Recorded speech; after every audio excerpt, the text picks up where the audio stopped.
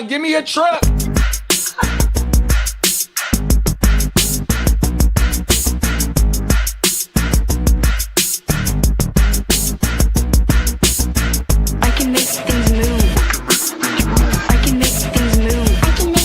Quarterback shit when I'm I said I said quarterback shit when I'm under the center. Game plan sick, talking under the weather. You know what we doing? I need that all expense paid inclusive. I'm the plug, so I'm plugged into it. About money like with Jewish white Christmas. I'm Scrooge, bitch. My mood is on cruise ship. If you ain't tuned in, you ain't vibing with my moon man. I move shit like Carrie. I'm the cold truth, Fletcher Reed, Jim Carrey. Everything mooey, that mean the price varies. Need that designer cream shit and all Ben and Jerry's. Cream get the money like 36 chambers. Baskin Robbins shit, 31 flavors. Keep it moving. I can make things move. I can make things move. I can make things move. I can make things move. Everything on me. Yeah, tell him Bogart scot-free. Lottie-dottie. Fuck with blow shoot, trolling 5 Molly. Heard I carry weight, move packs like a dolly. And I stay fuming, clock me doing Godspeed. Business booming, back-to-back trips, moving multiple units. Got mules, got universal soldiers, getting money for sure. Yeah, we ain't shrugging shoulders. You think I'm lucky getting over, made it far, cause I'm sharp, fuck a 4-leaf clover. On my 89, minus the flat top. Getting packs off, smoking on a cash crop. Money talk, if you're broke, then you can't talk. Play a never-ending ball game, Sandlot. I can make things move. I can make things move. I can make things move. Getting money when I land there. Smoking all loud so I can't hear. And if your boys bring the noise, all y'all bitches getting scraped pap smear. Codeine got me leaning, pizza. Put your boy on point, pyramid of Giza. I'ma rock like this till I'm an old geezer. No pizza parlor, but we deliver pizzas. Ask Uncle Sam, I'm taxing. Look, my no hands telepathic. I can make things move, I'm carefully calculated when I make these moves. I run shit, don't let me get loose. I'm all about my decks, trying not to get goosed. Keep it moving.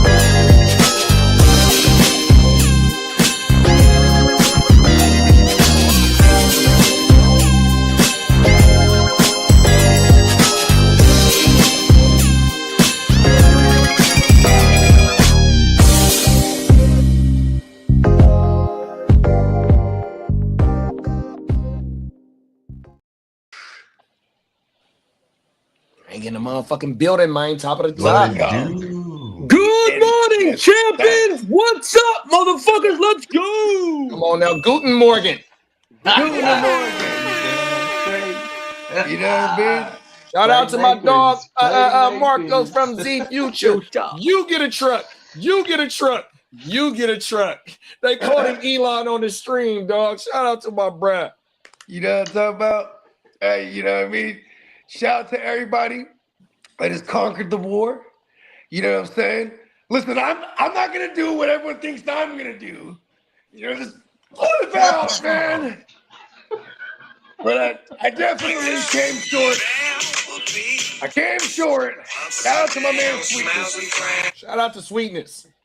At least I could say I could, like a true dickhead, I managerial mistaked him into a championship. You didn't really win it, Sweetness. I gave it to you. Merry Christmas. Merry Christmas. But You wrapped it up. on the flip side of that, it's kind of ironic. You threw a bow on it. Still got away with a bunch of big bags, and you never know. You never know what it's like until you really have a true brethren. You know what I mean? Shout out to all y'all. I love to see the joy to all the homies cross the panel. Everybody's conquered several mountains. Let's fucking go. Oh, dog! I seen a perfect season for the first time since I've been in fantasy football since 2009. I've never seen a perfect season, and the motherfucker that beat me is my cousin in that championship. So shout out to my motherfucking cousin. Shout out to Kev. I'm in that league too, dog. 100%, man. I witnessed it for the first time as well, and I wasn't even aware that was going on until the playoffs started. You're like, Kev's undefeated right now. Undefeated, dog. That motherfucker made it happen, bro. For real, for real. Shout out to Cuzzo. He beat me in 2 championships, man. So Cuzzo Kev name, he beat me in this league too. So his name is up here for the second time. And I think we started this league maybe 2015 or maybe a little bit earlier than, I don't know. But I can go back and check. But yeah, though. So shout out to Cuzzo Kev. He won 2 championships in our leagues, man. And that motherfucker, he's on that right there, man. So yeah, let's go, Cuzzo. Yeah, shout out to Cuzzo Kev. And to all the brand new reigning champions, because you have tuned in to a championship Talk That Shit edition of Way. Yo! Champions. Let's go, man. Gang in the motherfucking building, man. We're in the motherfucking building. Hell of a year. And it's not done. We're not. We don't stop. Never stop. It's actually a little break, huh? This week is like a little break. Yeah, well, shout out to everybody in the chat real quick. We got Emil. What's up, bro? What up, Chase, Emil? of course, won 2 leagues. Thanks for the help, fellas. Man, that's go, what man. Chase, let's go. Congratulations. Hot Atlanta, stand up, peanut butter and jelly in the house. Let's go. In Madden. 5 first half picks made him cry and quit. Damn. Shout out to some of the new faces up in the chat. Other people, if you guys are the first time here, go ahead and hit the like and sub up button. We are 8 away from 250, which has been a goal of ours for a couple of weeks here. Trying to push up to that 500, so make sure you guys are hitting the like and sub. We appreciate you. Casey Welch in the house. What's up to Megan Hughes? What up, Casey? What's up, Shout out to Bria Fandana Bobetta. Bria! Timothy Chavez in the house. What's that, Chavez? Brandon, he's on fire. He's on fire. What's going on, everybody? Appreciate everybody for showing up, showing out. We have a great show lined up for you guys today. We have fantasy overperformers and underachievers for each position. Plus, we'll go through all the fantasy row stuff with you guys, letting you know how we did in our seasons as well. This will kind of tell the story when we're looking at these players. It definitely will. It definitely will. So if you guys let me know if you're ready to jump into it. We can. When you guys hear us reference Fantasy Row for all the newcomers, Fantasy Row is an acronym, WROE, the fantasy wide range of emotions. And sometimes you might get the row in that boat. You know what I mean? But hopefully you're rolling in the best way. You know what I mean? Because there's other people that are floating upstream to the promised land and they conquered it. Let's go. Yeah. Come on now. Shout out to them. Well, to kick things off, we can get started with the all-important quarterback position. All right. First up, quarterback overperformers. And quarterback number 1 on there, we'll start with, and I didn't want to do this, but Never Lawrence, ADP, QB 21, finishes the fantasy football season in points per game, QB number 6. Wow. So we can talk about each player for a little bit, and then he can move on down the list. Right out the gate, I think he's matched the highest of his finish ever, because I think in fantasy, I think he's finished QB 6 before, one time before.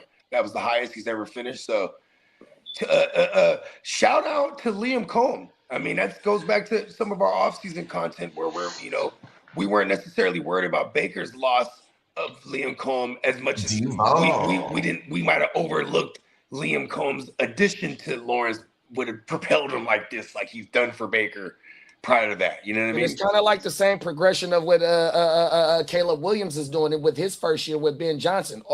Each game that then progressed through the season, they're learning the offense, because T-Law was, even though they was winning games, it wasn't like he was really dominating like he has been for these last 4-5 weeks. 100%, you know what I mean? So yeah, being drafted as a Q or going as a QB 21 and finishing with at points per game as QB 6, bro. Like when he had what was that, a 5 TD game against Indy a couple of weeks ago? Yeah, he Oh was my on. man. Yeah. And he's been rushing the football in this I last think week. he had a 6 And not only touchdown that, game. that is like BTJR dudded out. He missed Strange for a while. Fucking ETN finished. He's got to be a fucking RB1 right now, if not a high end RB2. So the offense it just wasn't hella progressing, and they wasn't lighting shit up. But as the season went on, and then the defense, because like how you said, Bogey, they might have been feeling signs. They getting pick sixes and all types of shit early in the year. So yeah, man, just shout out to T Law for learning the offense and progressing. Matthew Stafford deserves a whole lot of recognition here, and the quarterback premium setups. We're talking he was QB 19 and finished QB 2. Shout out to Stafford for winning championships. Whoever did the zero QB stuff and had Stafford, Zero QB. I had Stafford as a must draft on my preseason or my all season videos on my mama. Yep. In a super flex, he was going in the late teens. He was going in the 6th rounds, 5th rounds, 7th rounds in a super flex. Super flex. This is the type of quarterback we drafted and we got QB2 results from. I'm sorry, T-Law. You gotta step aside. I play quarterback premium, and that motherfucker Stafford, he fucking killed it this season. Yeah. Facts. And see, this is the first time he threw over 40 TDs, and I want to say about 5 years. Yeah, he ain't been throwing TDs like that. The yardage has always been there. That's why we haven't been getting the value for him as a fantasy quarterback. Now here it is. This motherfucker didn't do 40 TDs. 14 of them went to Devontae Adams. Going into last night, he was still the touchdown leader in receiving TDs, and he ain't played in a couple of games. It had a different feeling right out the gate for the Rams. They definitely weren't putting their best foot forward that evening, in my opinion. They didn't have the best plays out there. They didn't have the best defensive setups and schemes to really trick a quarterback. I think it was a perfect example of you have Raheem Morris, who's although the Falcons are bad, he was Sean McVay's DC for years. They actually went on that Super Bowl run together. With the last time we were talking about how when Stafford threw for 40. Ironically, here's another correlation. That year, when Stafford, the last time he threw for 40, they won the Super Bowl, but he also led the league in picks, right? That year. You know who he was tied with? You know who he was tied with? Trevor Lawrence. He was tied with Trevor Lawrence that year. Oh my God. The Rams were faking like he was dying. He's only thrown 40 TDs 3 times in his career, y'all. Yeah, they'll probably treat Stafford the same way this offseason too. It's like, man, we just can't get going. We don't ever. Remember, coming into the season, he didn't play no preseason or that because, like you just said, Peacock, because of the back, the epidurals, and he didn't do nothing this whole off season. Yeah, epidural or PEDs? PEDs.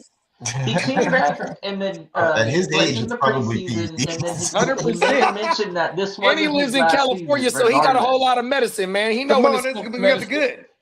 Allegedly, Stafford. I'm a doctor. I'm a doctor. Do you think that he sticks to his word and sticks around, like regardless of Super Bowl or bust for him? Or we're definitely seeing him, right? Like that's what he said. Yeah, I think he's locked in for next year, big bro. Because they're going to go on the road. They're going to have to go to Chicago or Philly, big bro. And we seen what happened last year in Philly in the playoffs. 100%. Not just saying because of recency bias, but yes, because of recency bias because of last night. 100%, big bro. Man, fuck the Lambs. You know what I mean? Look, NFC West type shit, 100%, big bro. I get you. So if they go in the league, you're going to see I draft all their players. I wanted to say fuck Kobe Parkinson. He just disappeared in the playoffs.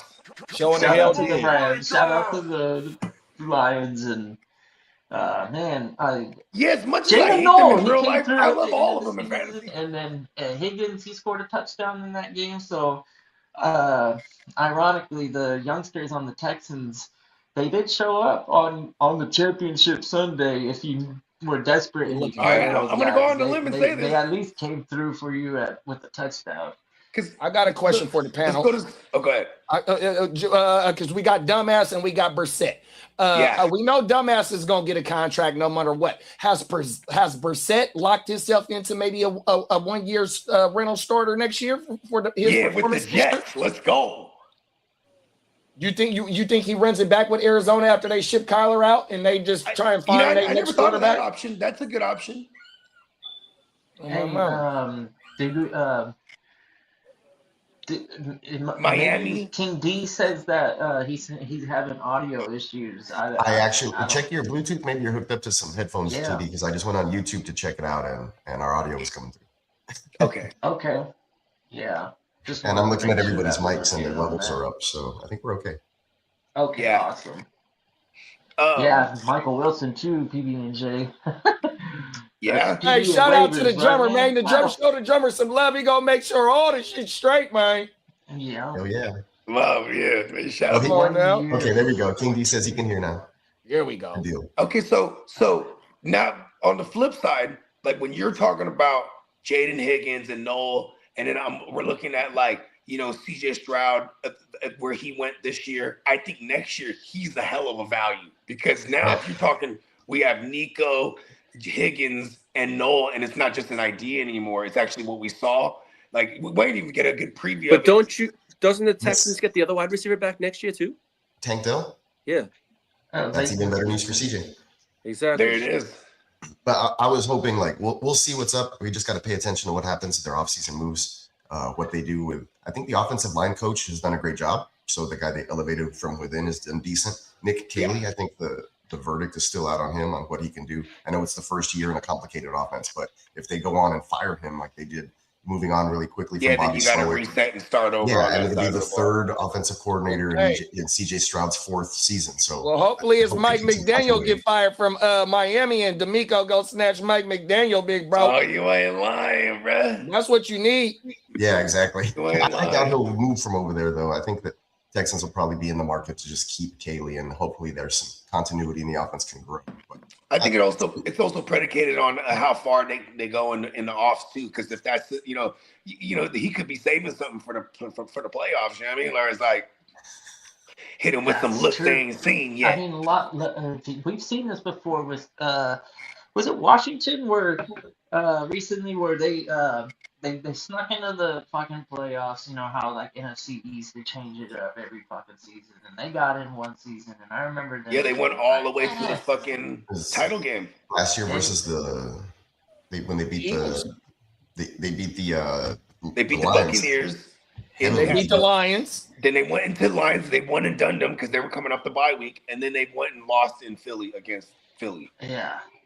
Oh, hot take. Whoever gets finishes with the number one seed in the AFC, it's going to hurt them the following week, whether it's the Patriots or the Broncos. Ooh, because they're playing the Texans. Whoever they play in the following week, I think just like that lower seed comes in rolling hot without the bye week. Oh, yeah, I think Mike Vrabel is able to fucking like. I think he'll do a better job than the Broncos of getting. Nightmare fuel on natural grass. It plays in better for them, big bro. What not being in the playoffs was like. This guy is a playoff knowing motherfucker. The defense is always going to travel. Oh my mama, I ain't worried about y'all on the road. I'm excited for the playoffs. It's going to be 100%. fun. Okay, so we talked about Dumbass from 33 to 13, Brissett from QB 76 to 16. He was going crazy for a bit. Let's get to. How about the Brock real quick? Let's get off of Brock. I think there was some minimal standards for this. Hold on. I didn't. And see, if you drafted Brock, then you drop Brock. And then if you were able to pick Brock up, especially in a single QB league. Oh, that's right. And that motherfucker, because that's how I won my shit. I drafted Brock in that league in like the 13th round. I'm gonna put the draft board up, a picture of the draft board up. But I drafted Brock in like the 13th round, and I traded Sutton. Okay. Sutton and Brock for Baker, right? So Baker hadn't been doing shit after Mike Evans and Ibuka got hurt, right? So I had been trying to trade for a quarterback. I was trying to get fucking Jackson Dart, and it was another quarterback that I was trying to get, right? So I didn't make no move for no quarterback. Boom. In comes Brock. A dart throw. Man, let me just go ahead and swoop this motherfucker up, bro. Right. Off to the races. So, when we talk about drafting Brock, especially like I said in the single QB, I got him in the 13th round. He pissed you off because we had 6 games of Mac Jones. You feel me? That's so maybe going into next year for sure. Wow. I mean, he continues to ride to success. Only thing is that the C-Mac was our WR1, you know what I mean? And he got over 400 touches right now. So how are we going to approach this going into next year with this offense? I know. And then Ayuk's probably out of there. And then, we ain't had Ayuk all year, and we putting up 30 points per game. I'm just talking about fuck as far as what's the outlook for next year. Sure. Well, New England's got a little distraction right now. Stephon Diggs is facing felony charges. What? On what? For what? Like, has he been charged? I heard strangulation and some other stuff that him and his attorney are denying. But we can get into that later when there's more news. I just happen to see it. So we have some questions in the chat. Who's the biggest bust at QB? We'll go into underperformers. Excuse me, right now. Underperformers. Biggest QB underperformances 2025. Coming in at number 1, Lamar Jackson. He was pretty solid for the first 5-6 weeks. So depending on how you utilize that. The injury stuff. He finished at I points per game QB 17. right at the perfect time, and I felt like I dodged a bullet there. I was like, shoo! That's one thing about going there you go, Bogey. I got Lamar. That's one thing about going into the draft is that we can't predict injuries. You know, good on you, man.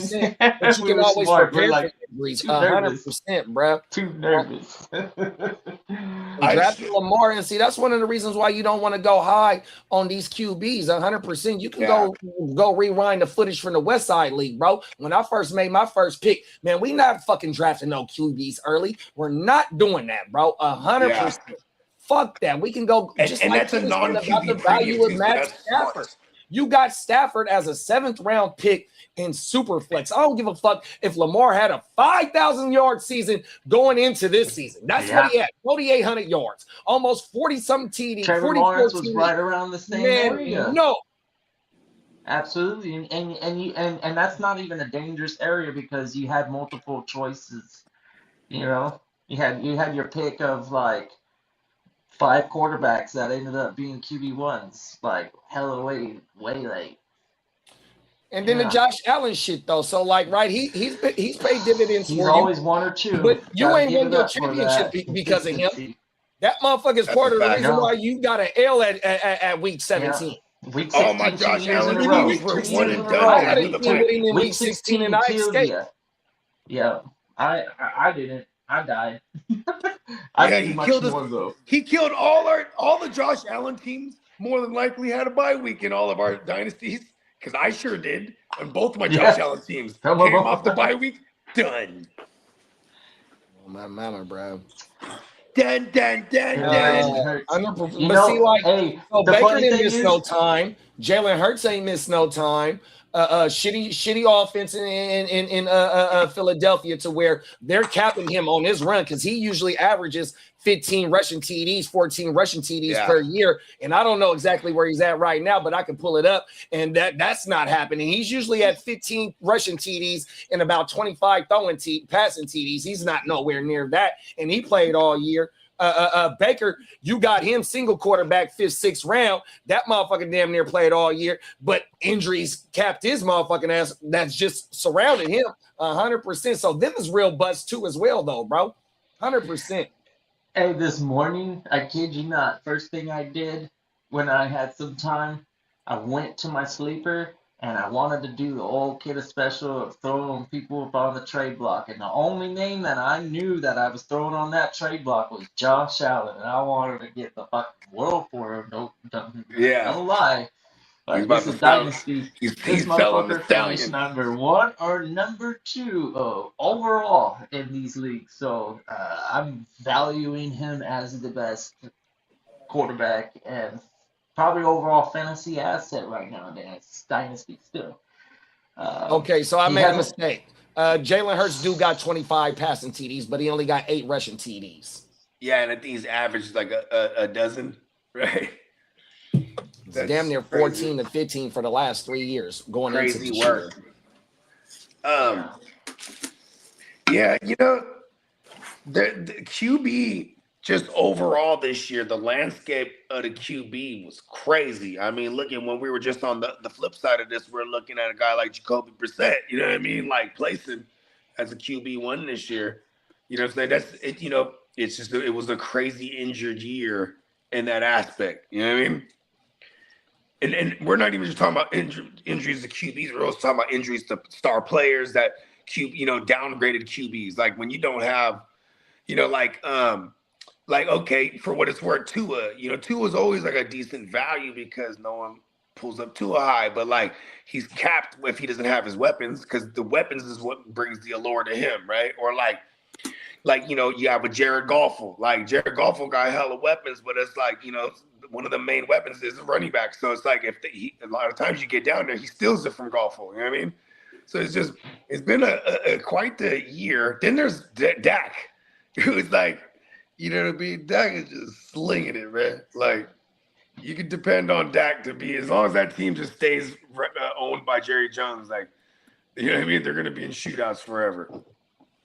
Yeah, it was unfortunate for the underperformers. JD5 right there getting injured. Injuries. And then we got Kyler. I don't care about your injury, Kyler. You're trash. Yeah, you're just an underperformer. Kyler, you're on this list every year. And that's the community's fault for hyping him up so much. It's like, the upside of the run game, and blah, I'm blah, not blah. even a hype. I don't even hype him ever. No, I'm saying it's the community's fault. I know you I don't. drafted him in the biggest. No, he's scoring right now.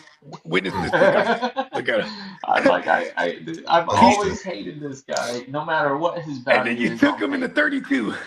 I took him in the 32. That was a surprise. In the second round, I'm like, man, I didn't even. I'll never go back and look at that and decide whether or not. It's like, man, where would I have gone if I had known the future? Yeah, just to or just done my own homework. Like I already did the homework. I already did the research. I already done all the right moves to know not to get fucking Kyler, and I still fell for it. I thought he was smoking a cigar. When you play in chess and you make a blunder and you lose your queen to a fucking bishop, man, that's the feeling right now for me. Yeah, Kyler ADP QB9, finished QB22 before injury and getting shut down. Baker QB7 to QB19. Hurts ADP QB3 finishes at QB9, which isn't too bad. And then JD5, of course, QB4 all the way to QB15, and I had him in the 32. Don't take quarterbacks early. In fact, no matter we know the recipe. It's wide receiver, wide receiver, wide receiver, wide receiver. They just fucking take them all off the board, bro. That's a fact. And you know what's funny? Next year, you're going to see a lot more people pull up these running backs higher because there's a lot more running backs finishes. That's what I did this last year. I was on the. I was digging everybody's eggs. Will probably help you stay on track and keep on that wide receiver heavy format. Yeah, I got a lot of value. I got a lot of value with later round running backs, 5th through the 10th round, 100%. Yeah, you ain't lying. Shout out to Javonte Williams. Shout out to Etienne too, bro. 100%. Shout out to DeAndre Swift. All them DeAndre Swift, Javonte, and Etienne. I said draft them motherfuckers at the beginning of the season, dog. 100%. Speaking of that, let's move on to RB overperformers. Performers. Come on. Overperformers. That would have been it right there. And overall fantasy finish. Compared to overall fantasy finish. Coming in at number 1, Travis Etienne. ADP running back 31. Fantasy points per game, RB 12.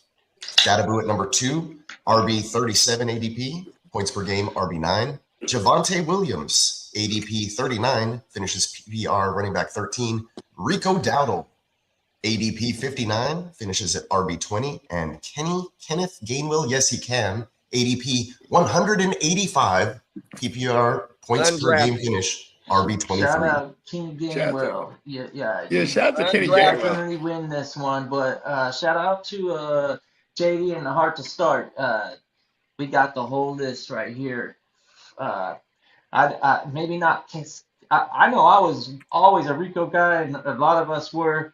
Scatterboo, yeah, I'm pretty sure we were up on that Scatterboo hype train preseason too.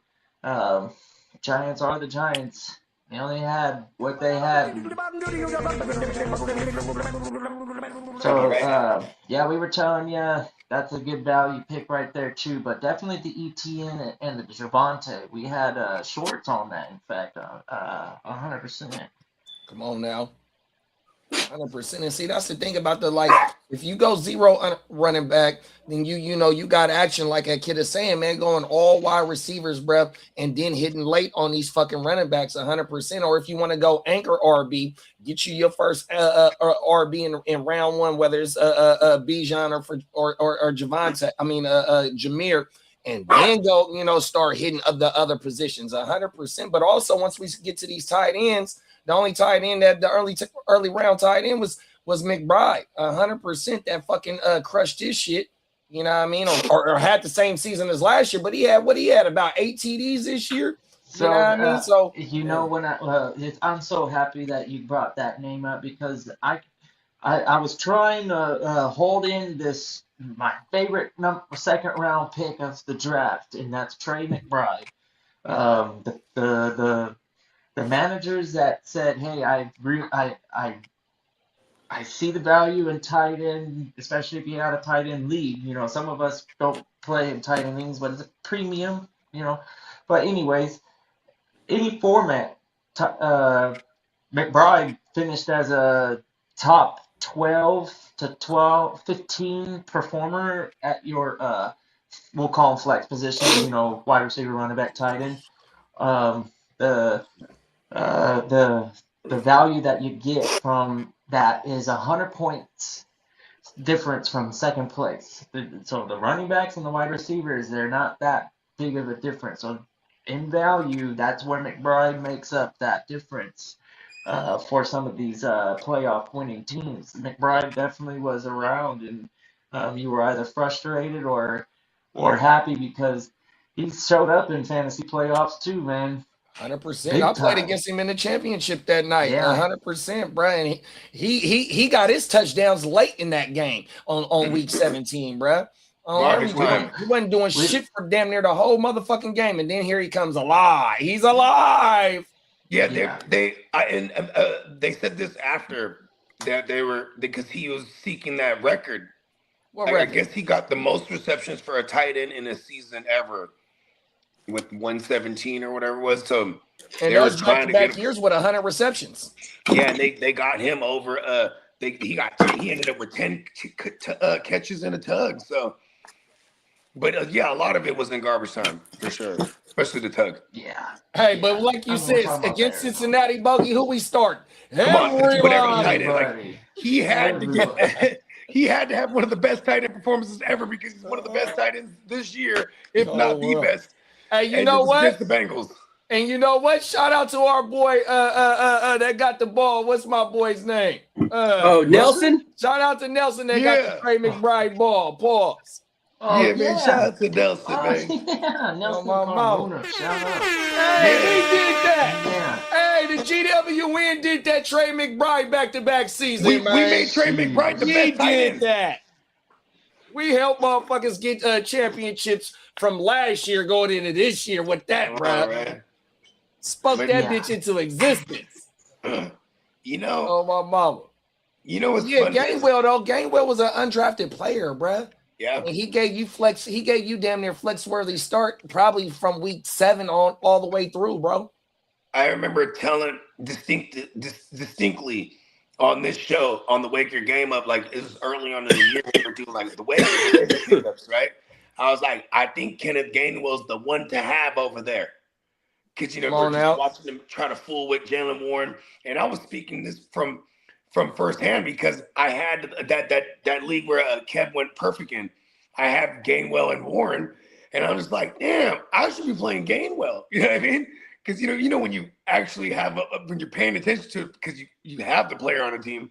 And I'm like, dang, Gainwell's the guy. And then it became to a point where you could start both of them. But it was obviously a little too late for Jalen Warren to jump on this list. But, yeah, Gainwell did it consistently Bro, from week from week 11 all the way through week 17. 29 and a half, 18.2, 6.5, 16.2, 19.6, 23.8, and he dud it out in week 17. But he did have a damn good stretch from week 11 all the way through, bro. He had a 31-point game in week 4. Other than that, 5, 6 is 9, 9 again, 3.5. He had 2 eighth games. 3.5, you know, that's an eighth, 100%. You know what I mean? 7.4. Oh, he had somebody showed him love on a quarter, 100%. Somebody shorted him a gram, 2.4 game. Oh man, hey, yeah, you know, we bust shit down around here 100%. You know what I mean? Cold world around this motherfucker, man. Yeah, man. Hey. And shout out to Gainwell, man. Yeah, shout out to Gainwell. And it's also I just want to reiterate this because, you know what I'm saying, around these parts in the Gen Wealth, you know, of course, we have many different styles and different approaches. But one thing that stands true for me, no matter what the trends are, I just go heavy receiver because running backs will pop up. You know what I mean? Running backs going to pop up. The elite receivers just don't. You either got to draft them or trade for them. You not necessarily just find maybe if you're in a shallower league, but you know what I mean, you're not necessarily just going to find this world beater at receiver 9 times out of 10 that you would be able to pick up a running back who could be, you know, have a little 3-4 week run there. Like, you know what I mean? Like, you know, the Rashad Pennies of the world a couple years ago. Remember that? Like 4 years ago, whatever it was. He had like a crazy 6-game stretch to close the year. Like you know, it's more often than not, you could find those guys throughout the course of the year at running back than you could at receiver. For real. Well, Banks was saying that he feels like CMC was biggest ADP value player of them all, but really? Well, I would say because a lot of people still took him high, though. You know, that people were taking his shot where he was supposed to go. In our leagues, he was definitely going later. Most leagues. Yeah, and in single quarterback, he was back in round 1, high second round pick as well. But getting him in the high second round, and for what he did this year, bro, that's a big steal, bro. Because usually, I mean, we only 2 years away from the 2023 season, and we 1 year away from 2024, which scared a lot of people. 100%. Yeah, but his overall ADP didn't drop like some of these guys. We're looking at ADP jumps from like ETN, who was number 1 a couple years ago, all the way to being drafted as the last starting RB at RB 31, and then finishing at 12. So people were still drafting CMC in a fairly high range. Like he wasn't falling out of the top 12 running backs, right? So you know, he was usually like running back 3 or 4. So that's why for overperformance, it's not an overperformance. No, for sure. No, I definitely agree. I definitely agree with you breaking that down. But just the like, I wasn't touching it. In redraft, bro, that motherfucker was not on my radar, dog. 100% stiff arm, and I wish I would have took it 100% because I wouldn't have to try to trade for his motherfucking ass. 100%, and that's what I did. I gave up Josh Jacobs, Javonte, and Zay Flowers, bro. 100%. Win. Oh my! I drafted him and fell out of contention and traded him. I just had a great idea. But did you get the whole trap house for him? I got first. He actually still got into the playoffs, Steven. Robert Spillane. Spillane, the injuries. And first and a second. Hell of a name, that Spillane. So for CMC in the dynasty, I got Kincaid, Spillane, a first and a second. I'm not mad at it. I mean, you know, because that's the thing with CMC and Dynasty. It's like, okay, everyone, you know, you might be like, all right, do I jump ship now or wait again? Or, you know what I mean? It was like that with Derrick Henry. Hey, you got the first and second in the same year draft, get it? No, I got a second and 27. I got a first and 26 and a second and 27. That first is still highly valuable, though. At least when I know what you're about to do with it. Also, you know what I mean? I'm used to taking the picks. I'm going to flip it to a player. You know what I mean? I try to do that like literally day of draft or day right before. No, that's Yeah, a fact. I'm not. This whole all season, I'm not This is touching not the my first pick. time I've traded. I'm not touching my McCaffrey. picks until we get close to I April. trade McCaffrey on All my on the draft play. picks is sitting, bro. I'm not touching none of my Yeah, picks. my capital Well, stay until draft day. I will have you know, in most of my leagues, I don't even have any picks. What? Lying. we going in. You got any? We'll figure it out. Hey, who you got on the block then? Josh Allen.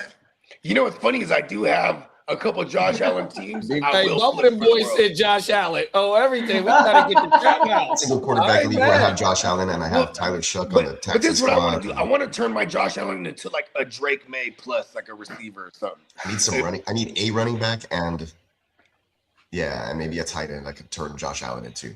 Like I I don't have that any shares receiver of in Drake that May. league. I feel like I could get me a Drake May. Okay, Ooh. let me ask y'all a question.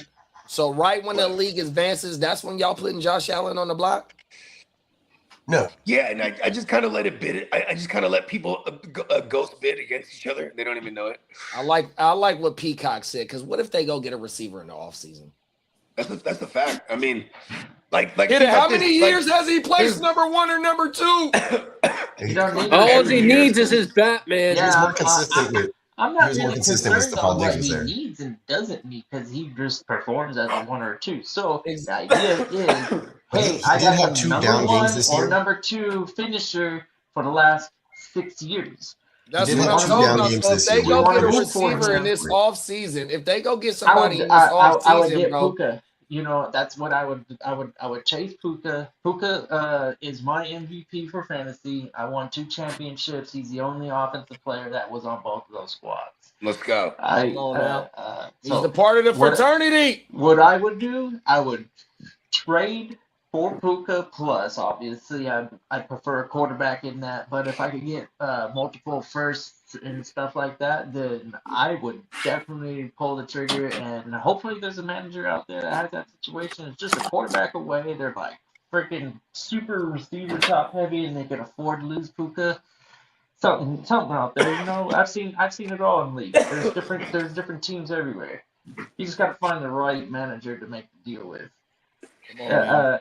Yeah. But you know, piquing the interest of that that said manager, that's what I like to do with the trade block. You know, I feel like that this guy's even available. Yeah, I'm not jumping the gun on trying to trade Josh Allen right now, just based on we still got the whole offseason. You know, I mean, we're going to have some cap casualties. You know, they got some draft capital because they really not known for trading too much in the draft, even though they picks is going to be later on in the rounds 100%, man. We're going to see some fireworks. I mean, I'm not ruling it because they have to go get a wide receiver. The Dallas Cowboys just released Trevon Diggs. Oh shit. Is it because him and his brothers is he involved with the thing too? I don't know. No, it was like some sort of strangulation and assault charge that he's denying. Damn. Stephon, back from December 2nd, You know, so earlier this month. his brother, and I think they got another brother, and then the other brother and the friends, they're into some shit. Like they stick fools up and rob him and shit, type of shit. Allegedly, yeah. But like so. Doing that.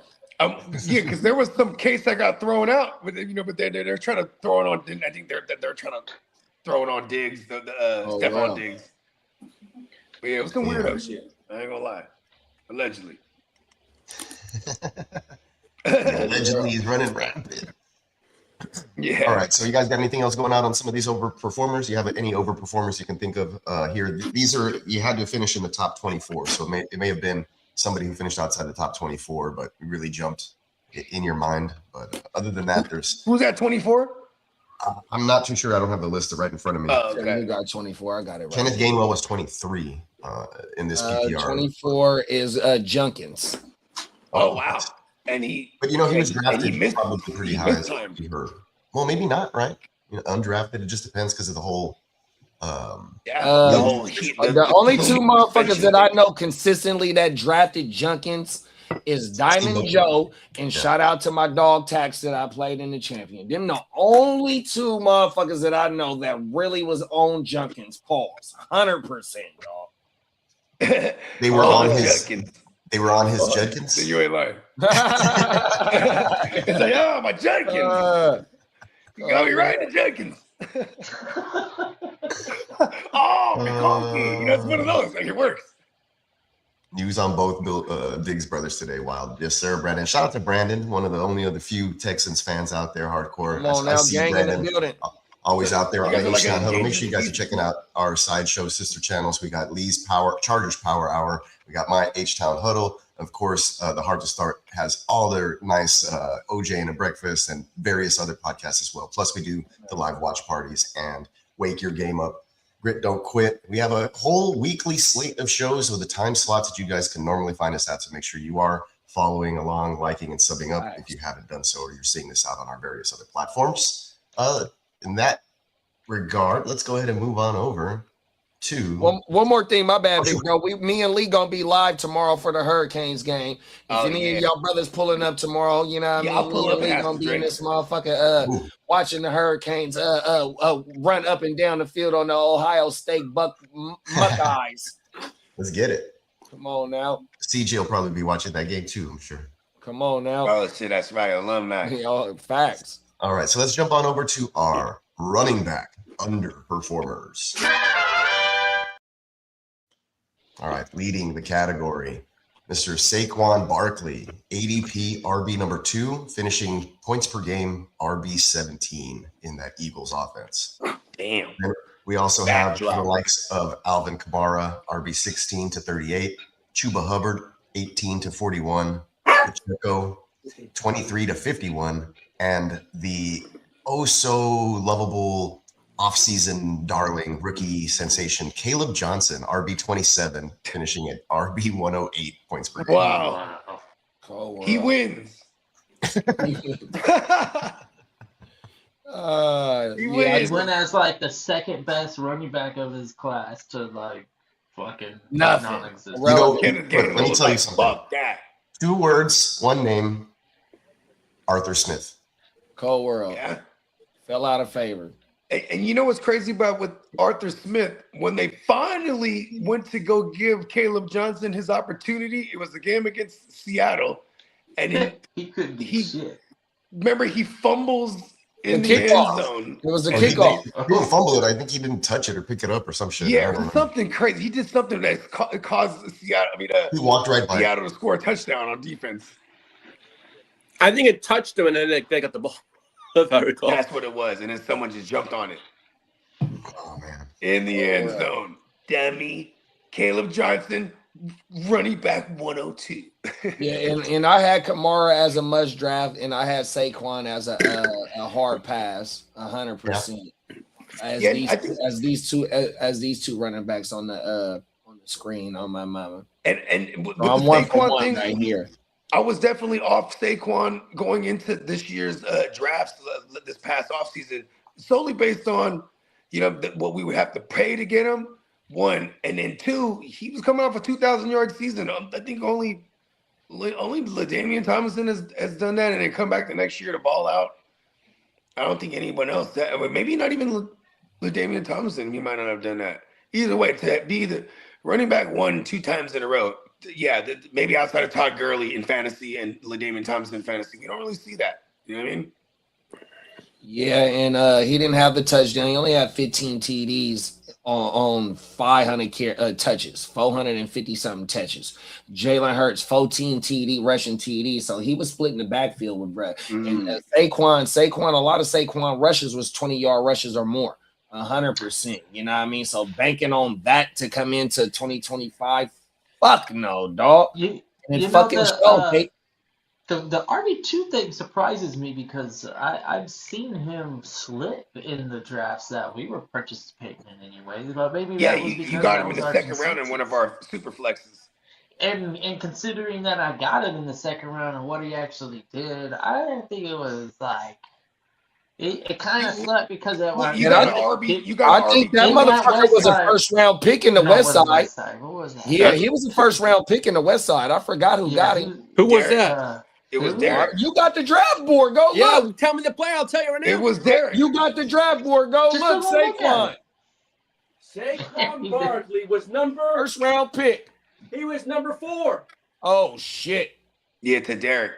Yeah, it went Jamar Chase, Josh Allen, Joe Burrow, Saquon Barkley. Bijan Robinson, Jahmyr Gibbs to myself, Jalen Hurts, Lamb, Jackson, Daniels, Jefferson, Neighbors, Collins, St. Brown with the first No, round. you took Jamar Chase. Yeah, I know I did.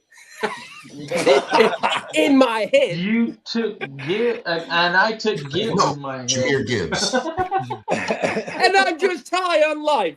Come on now, facts. He's like, I don't like the Lions, but I'm high on life. That shit was fun. And the only reason why I took Jamar was because I let the timer expire, and then Candlestick he comes from behind and he says JD5, and I almost was probably thinking JD5 over Lamar. So Oh shit. No, man. And then Candlestick said that. And then I think I had like the next couple of picks coming up. And I was like, should I take him? And what did I do? I went Joe Burrow. I panicked. Yeah, and that I was the went first Lamar. interview. Yeah, that's Pico, what you Art went said. Chip. So when we got the Pico went confession Joe cam, Burrow and then CJ yeah, Stroud. when we got the confession cam, that's what the first thing Art was saying. This If Joe motherfucker doesn't Burrow get hits, hurt. that's the My whole best season pick. would be But if Joe completely Burrow different don't over hit, there. it's the worst pick. Oh my mama. That's It what could have been Art the was best saying. pick. Look at how he He finished. even If he said, would have I'm been worried fucking about that healthy, offensive man. line. That's what he said. He's like, I'm worried about that offensive line. It's crazy because I was going to go Who's Lamar hit? Jackson or JD5 if I didn't go Burrow. So it didn't matter. It's like Really. almost destined in that It was aspect destined for me to be fucked. to get one of the dead QBs. Yeah, hey, but you were still in contention for like this first 8 weeks, though, right? Yeah, I was. Yeah, and he Buka was fucking killing it for a good while. And then I traded for Keenan Allen, and then both of those guys just died right before the playoff push. Oh world. That's what happened. I know. I went Aaron all the way Rodgers, down I to traded for week Aaron 14 Rodgers, and which is crazy. in that draft. Oh, I In the remember when West you Side. traded for Rodgers. Because I had I traded Keenan Allen away for Aaron Rodgers. Nice. Yeah, that was pretty good. I've been trying to get rid of Daniel Jones and Caleb Williams for the whole season. Oh my mama, Man, ain't me too. nobody fucking with me.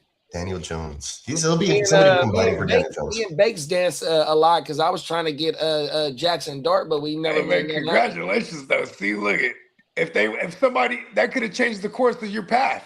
Cold world. Yeah. If someone took that, you never know, right? So That song said Steamboat had first pick. Going into Saturday night, I didn't think I had a chance against Derek 100%. And during the stream, he like, JD, you got it. I'm like, before he said you got it, I'm like, no, bro, I think it's a wrap. And he like, no, bro, you got it. Rewind the tape, 100%, bro. Yeah, I recall I was in the I think I stream was with there you. too. I was there. Cold This world. is like Christmas or something. West Side. Christmas. Going through the list here, Kamara. Yeah, that was injuries as well. I was And off old age. Kamara this year. Just And we have because Chuba. Chuba got hurt, and then Rico. Rico. when took Rico over. happened. He had a couple 200-yard games, I think. Pacheco Yeah, he was did. disappointing. I want to say one of them was against Green Bay. Pacheco and them, they just couldn't run it in the Chiefs, period. Then Pacheco got hurt too. So it didn't matter. And then Kareem Hunt's like, I'll plot my way to 500 yards. Just Yeah, give that me knee 150 injury for carries. Pacheco, I think that was a primetime game. I think we was on stream for that. When Pacheco limped off to the sideline with that knee injury. Yep. I remember. I was like, maybe he has his gun on him, allegedly. Cold That's why he's world. walking like that. The gun was too heavy. He was big stick. Pause. Was. In this one, underperformers at RB that you guys can feel that hurt. I drafted Joe Mixon in a lot of places. He didn't even show up, so that hurt. I did too. I had For him in the me- staff. For me, it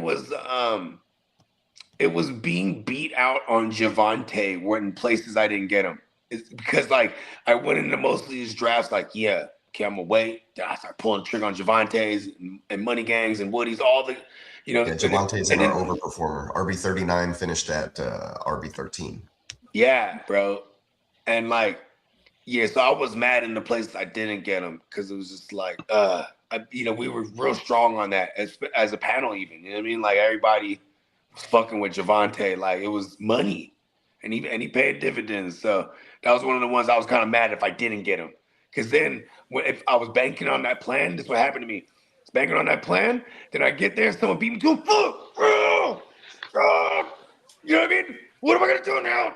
Spears, like, you know what I mean? Like it was like some, But then there was the ones too, where it was like I got totally screwed by a big pause by RJ Harvey, bro. Like Like having like even teams I had RJ Harvey, Henderson, and RJ Harvey, like because they ended up being things, but it was like Henderson, too RJ late for me. Harvey, Hampton, all those three guys I had in Marks. plenty of places, and it didn't happen at the right times for any of them.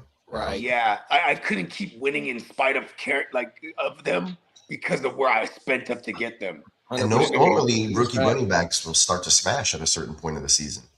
And But what was it you said? RJ, Hendo, and who else? Oh, all three of them gonna get elevated just based on a little bit of recency biases. How we going into the playoffs, into the 100%? You know what I'm gonna do this year in redraft? I'm just gonna draft the same team I drafted this next year. Just don't be mad at them. Yeah. Right? No, because I'm like that too. I'd be like, man, fuck that fool from last year. Right? But I'm like, yeah, you ain't lying because sometimes and a lot of times we're just a year too early.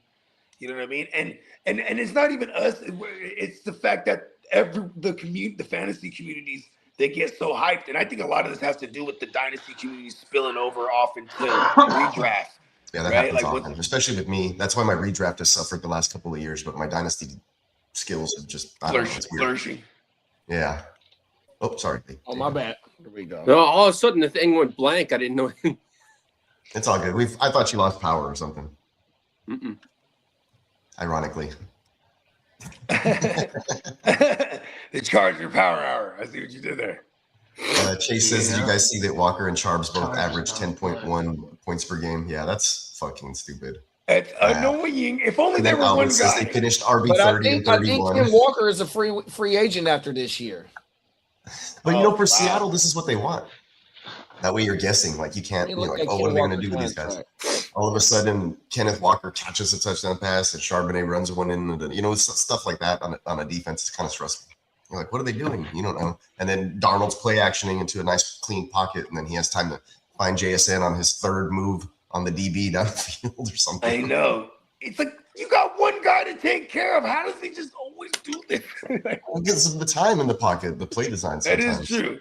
Well, I'm talking about for JSN's part, where he's just like double and triple moving fools until he's open, and Darnold's like, they're like, go ahead and run the double move every 3 out of every 5 routes because he's going to have time to hit you.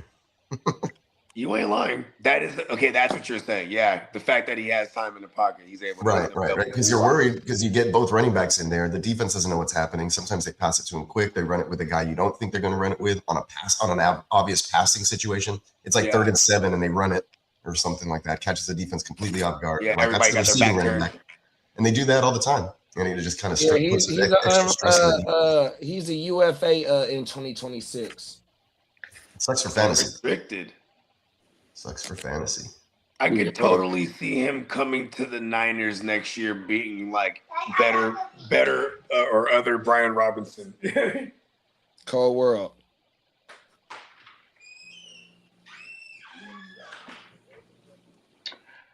Yeah. Who else is an underperformer out of somebody not on this list, in my opinion? Maybe. It sucks injury, but I did buy a lot of Dobbins, and then he started not really being super productive. Obviously, RJ was, in the background. He was still flexible. Yeah. He had his moments for sure. But honestly, if you did some of those zero RB builds, Dobbins was one of those guys that you were counting on that would kind of like maybe carry your team at RB2, potentially even RB1. So he didn't really pan out due to injury primarily, but also RJ Harvey was also going to eventually explode into a role and pause. They were going to not have that real need for Dobbins after a little while. The dynamic ability of RJ Harvey is kind of interesting. I can't wait. And the criteria for these underperformers is they had to have an ADP of top 36 or higher in order for them to be an underperformer. So the top 36 are drafted. Due to injury, Bucky. Yeah. But Bucky and another one. That was a big. We talked about that. Let's see. They put up. The chat was talking about it. Bucky. He went Bucky. A lot of people, Derek especially, is like, Bucky should be on his list. I'm surprised J.K. Dobbins is RB 36 or higher or something in the ADP. To be honest, that's wild. Yeah. You guys have anything else going on some underperformers? Genty. Even though definitely. For a rookie, he finished as the RB RB 13, the highest RB2, but it was just in spurts. Yeah. At the beginning of the season, you were highly pissed off at him. He couldn't get shit going. But then when they finally fired Chip Kelly, they started using Brad in the PPR game, and that's where that motherfucker was saving you at. And it's hilarious. My brother-in-law played him every single week, all the way up into the playoffs and to that game against the Texans, and he benched him because Texans, right? And then he went off, had his best game. He's like, if I'd have played Genty, I'd have won. And I just laughed in his face. I was like, first of all, you drafted Genty, like, thinking he was going to save your world. He had Genty and Judkins, like, he just scraping by. He went that route, but he didn't draft high-powered receivers like you're supposed to. In that place, he drafted 3 quarterbacks in a 1-quarterback league. Oh, wow. Because it's a quarterback premium. He's like, they're half your points. And I was like, good luck starting the right one every week. You're just giving yourself a headache. And I think that's where, in the long run, messed up his team. And I told him, but he's like, whatever. He thinks he knows it all. Come on now. Hey, he need to watch the show a little bit more. Then we're gonna help him. He doesn't watch the show, and I tell him. But he took Purdy, he took the Brock, and he took somebody else. Oh, and Bo Nix. Like boom, boom, boom, boom. Like within the first 5 picks. Cold. And we're like, what is this guy doing? And he got him to the 3rd place game, I guess. But at the end of the day, he never started the right quarterback either. It is kind of crazy, huh? Yeah. Like when you're in a single QB, and then like fools like will like consciously draft like 2 QBs in the first 10 rounds. Even is crazy to me. You know what I mean? I might not even draft one until like double digits. Yeah, he did that, and so I went Drake May and who's the other guy? The other fool? It was somebody who didn't work out. I forgot who it was. Hey, Drake May, man, he killed it this year.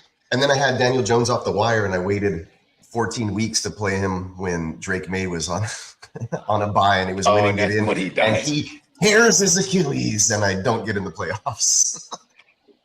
Am I the only one that feels like Bo Nix finished where Bo Nix was supposed to finish and isn't mad about it? No, it was gross. It was all that one game against the Giants. Really? Yeah, and it was like, what did he finish last year? QB8? It was like one game against the Giants and then like one game against somebody else, like where they put up a shit. In our format, he finished as QB7. Ridiculous. So he moved up one more spot. Yeah, because last year in the playoffs, he had in week 15 he had 52. In week 16 he had 29. And week 17 he had 28. The week before was 24. The week before was 30. It was 23. There was one. Oh, in our format, he was killing it. Yeah. And then so maybe I'll figure out a way to dress up Bo Nix and go net me a stallion, huh? That's what I. I see. I already picked up on what he was doing. I kind of might be talking what he's talking right now. I want Bo Nix plus like Puka and all that stuff. See, there's discussion. Chandler Dennis, he had Shador Sanders in the 32 and took that baby, no, didn't he? What's up? Oh, 32. Yeah, Puka was part of that team. Shador, part of the fraternity. Come on now. Let's go. Brock Purdy in the playoffs, man. Facts, bro. Craziness. All right, let's move on to wide receivers then. Wide receiver. I could have been in that 32, Dennis. Damn it. I'm this close. Hey, listen, man. Week 14 buys. Week 14 buys. Fuck me, also. They're still haunting me. They're like in my head going, ha ha ha ha ha ha ha ha. Week 14. Week 14. I don't usually. Let's lighten up the mood. Let's go to wide receiver overperformers. Cool. All right, here we go. Starting with number 1 on the list, Chris. The floor is Olave. Wide receiver 34 ADP, finished at wide receiver 7 in points per game. Coming in at number 2 on this list. Touchdowns, bro. Oh, yeah. Crazy. Tyler Shuck, bro. Tyler Shuck. And then we'll go real quick. I'll just go over everybody else on the list and we can go back one by one. Wandale, wide receiver 73 to 17. QJ, the Charger, 81 to 28. Michael Wilson, wide receiver 88 to 24. Biggest wide receiver overperformers of 2025. That's badass. Shout out to Michael Wilson, Stanford alumni, right? Yeah. In my backyard type shit. You know what I mean? It's crazy because he's, he was like one of the. They always say he's a true X receiver. You know what I mean? And then he got his chance to be a focal point and show him that, listen, I could just kill it, just stretching the field all the time on these fools. Like, and then they're in such negative game scripts. It was such a perfect formula. You know what I mean? And Pickens needs to be Dennis in this said list Jefferson. as well. Oh my, That's you ain't definitely lying. an honorable mention. Pickens was usually like a fifth, sixth round wide receiver. Ended up being a wide receiver, like top 5 or something like that. So Pickens definitely killed Pickens. it. Yeah, but I think the thing too is because it's based on ADP as well, right? Like, and like Pickens definitely was, like a 5th, 6th rounder for a lot of people. You know what I mean? Which was hella value still though. But yeah, he was definitely drafted as a top a 24 guy. Yeah, Finishes in the top 5. So pretty good leap. Nice results. We want top 5. We're always trying to diagnose tier jumpers, and that's one of our fun episodes we do. I failed to include Christian Watson, ADP 106. He finished wide receiver 20 per game. Wow, good shit coming out, because he missed time too, and he was coming off the ACL. Now he's hurt again too, huh? Yeah. But he's the same thing, catching touchdowns, big ones down the field, even. You know what I mean? And in the red zone, he was getting red zone work too. Yeah, so Christian Watson. Late season Christian Watson. I hate him. Like somebody said a stat correction could be coming. Maybe I'll win a championship after all.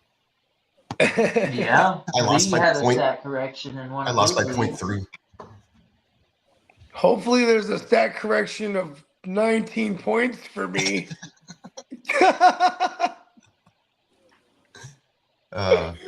Yeah, Olave being the only guy there. Nobody else really healthy this year. He played all 17 games, so that's probably a big difference there.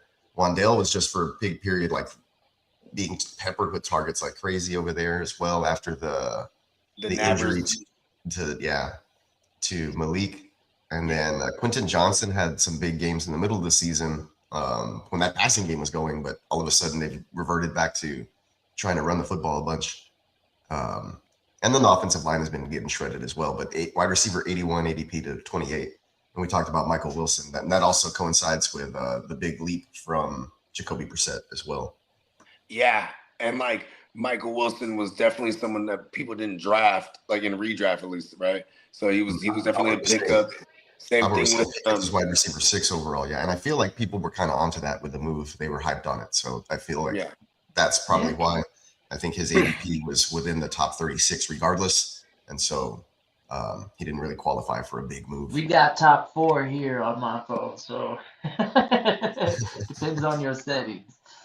Yeah, it does. It does. This is just a PPR points per game. Just shout out to Pickens. I'm sure that you carried a lot of teams because nobody was drafting you as their WR1. That was so he ended up being somebody's WR3/4 even. Yeah, and this guy turned out to be WR1. That's a home run. As good as he gets, bro. He jumped tiers like a mug. That is for sure.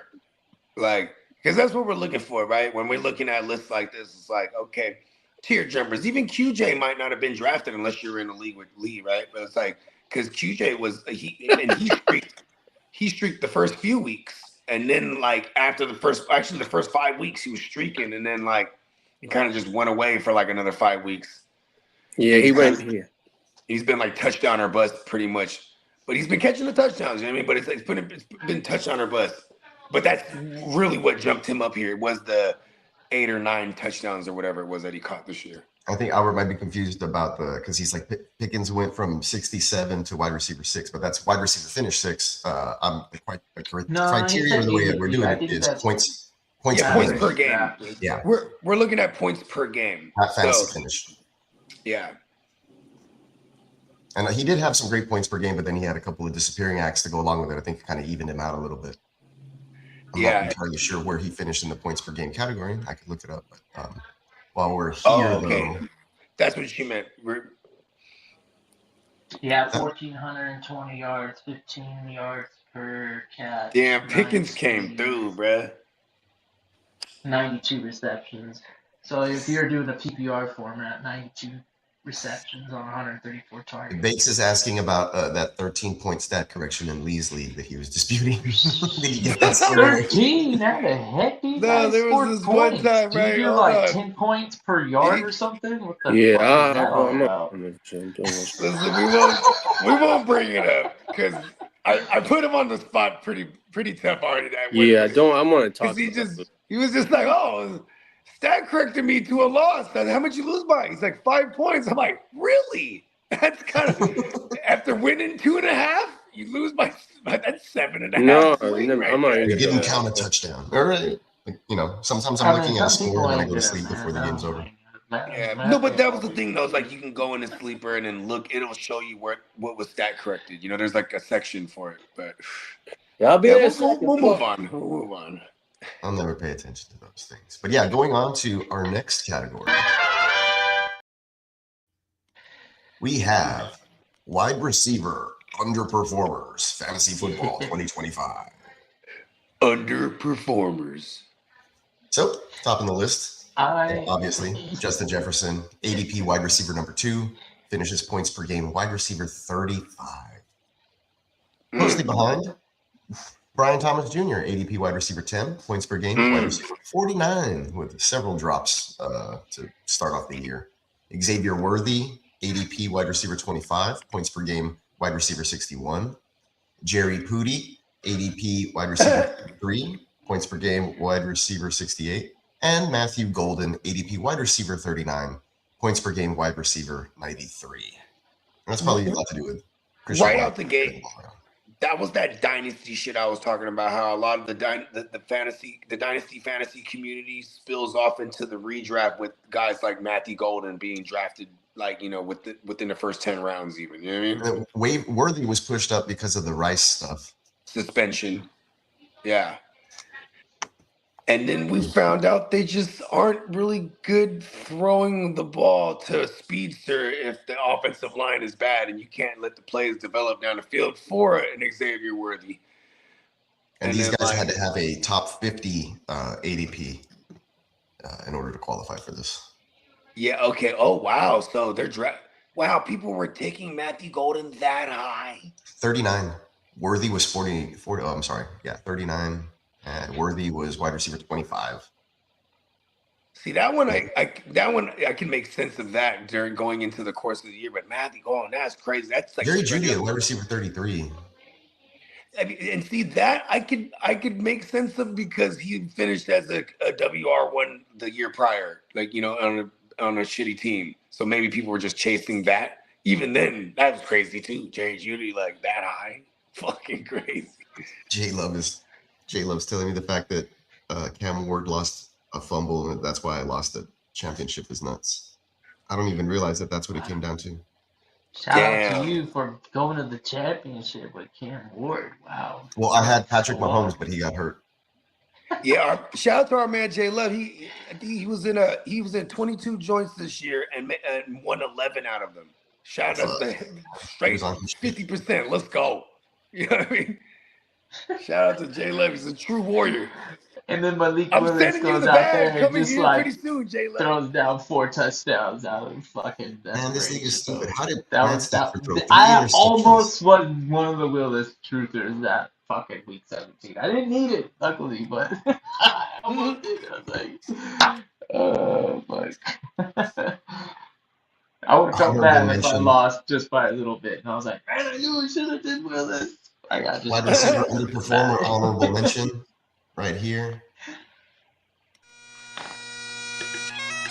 Yeah, the modern bagpipes.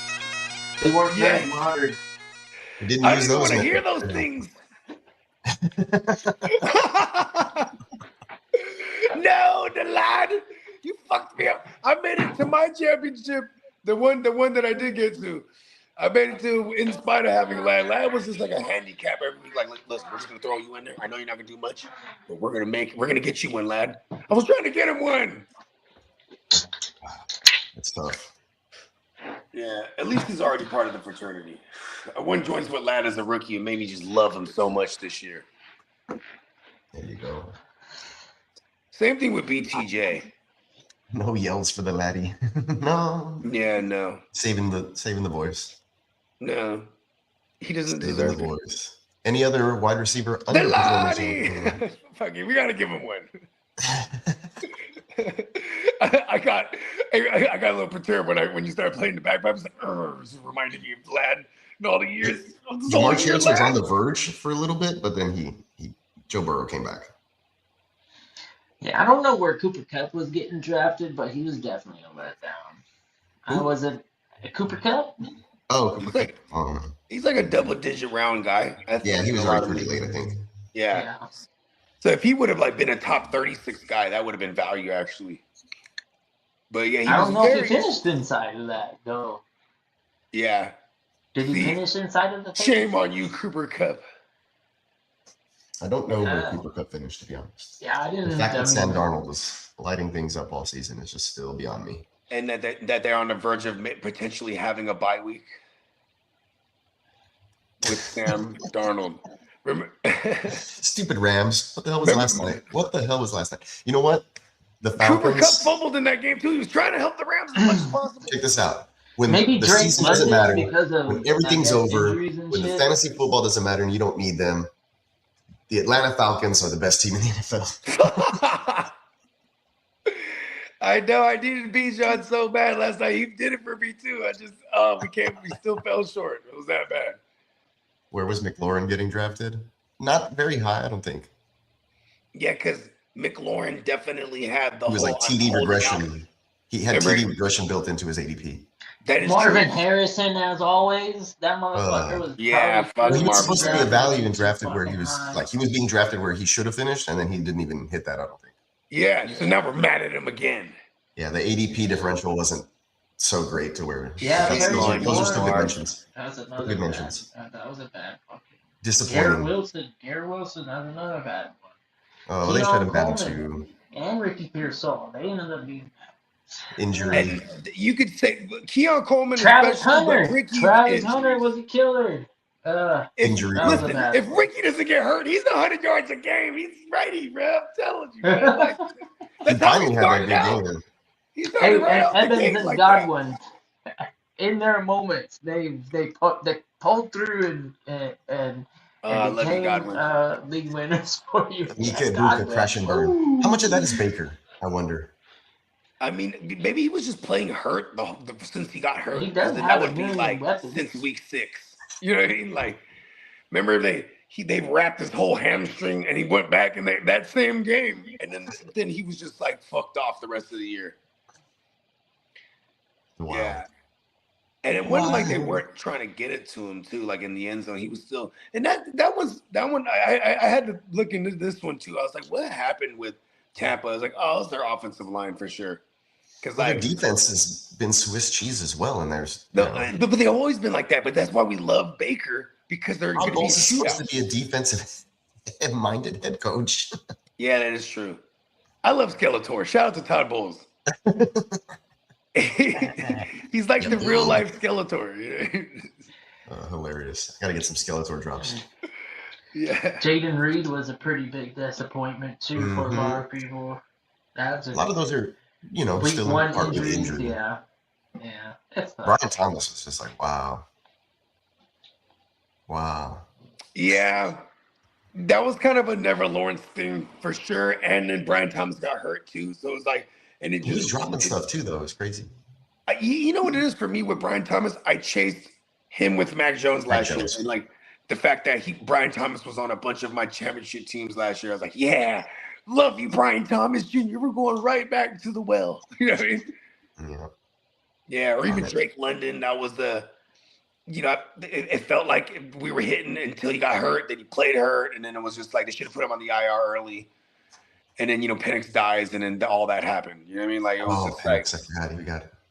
Yeah, Penix was done like I think week 5 or 6, whatever it was. Yeah, and by week 2, Drake London got hurt, so he blows up week 1, and then week 2 he was shitty, and then week 3 I think he had a decent game, and then that was pretty much it for London the rest of the year. He was, you know what I mean? So the London's kind of JSN was drafted high, but if we're just looking at tier jumpers, I'd say JSN definitely jumped a tier, like because we're to the elite tier. Yeah, to the elite tier, man. Like next year, he's he's the top 3 receiver off the board. Like he's a polar bear, bro. That's an inside joke from this morning. As I sent the chat one of the wrong slides. I was asking Chat GPT why or how polar bears are elite. Nice.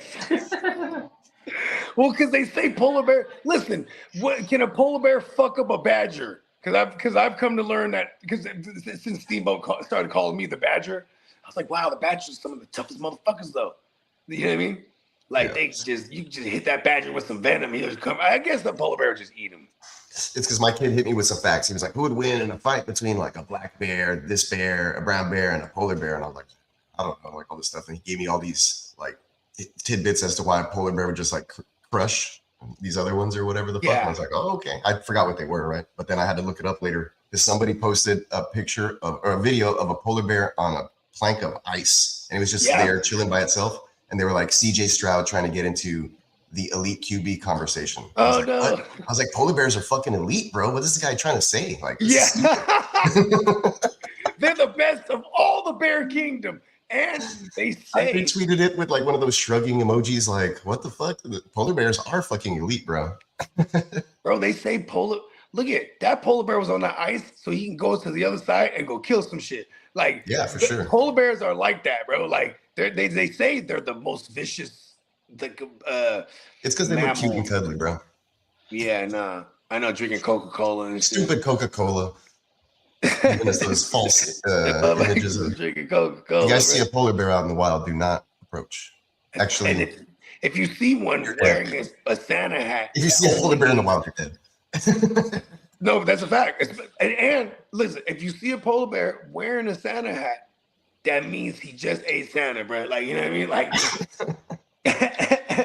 not friendly. Yeah, if you're anywhere in bear country, they don't really typically wander into your backyard. Although some black bears and like smaller brown bears. Apparently, if you live in Jersey, the black bear, the black bear has become. I think they made it long now, all season long now to shoot these fuckers because they're raiding like the neighborhoods now and like going through the garbages. They're like the deer in certain neighborhoods. That's how crazy. Shit, they're over there trying to eat some deer. Too. Oh yeah. No, they're eating out of the same can. Let's move into tight end category. When you watch the Serengeti fucking plains and there's a big ass lake and all the animals drink the water and they're like, all right, there's some sort of truce. This is like a safe zone. Nobody's gonna fuck up everybody except for the crocodile. Crocodile says everything goes. Hell yeah. But everybody else chill. I'm trying to get some drink here. Those are crazy. Yeah, that's true. There's like an unspoken truce, like for a bit. Like we all need to survive off this water, and then we'll reset. Yeah, I've seen it before. And National Geographic. I swear to God, like and that alligator just drinking from the same fucking nose about the water. All right, let's hit up these tight ends to close down our over and underperformers section for this part of the show. Tight ends, overperformers 2025. Leading off the list, Kyle Pitts, ADP tight end 13, points per game, tight end 5. Nice. Dallas Goedert, ADP tight end 16, points per game, tight end 6. Dalton Schultz, ADP tight end 29, points per game, tight end 15. Harold Fannin Jr., ADP tight end 37 to points per game, tight end 10. And Juwan Man Johnson, ADP tight end 39, PPG tight end 12. And that's my personal favorite on this list, the Juwan Johnson. Tyler Shutt. Juwan Johnson was the number 2 over there behind Chris Olave in an offense that people gave the Saints crap for drafting Shuck. Like, hey, what's going on with this? What the hell are they doing? Who's this kid? And Yeah. after they got rid of he's all a the Spencer solid. Rattler and whatever else they had there, stuff going on, Shuck did okay. Looking good. Yeah. Still looking good. Yeah, and Yeah, this he's is impressive. Kellen Moore.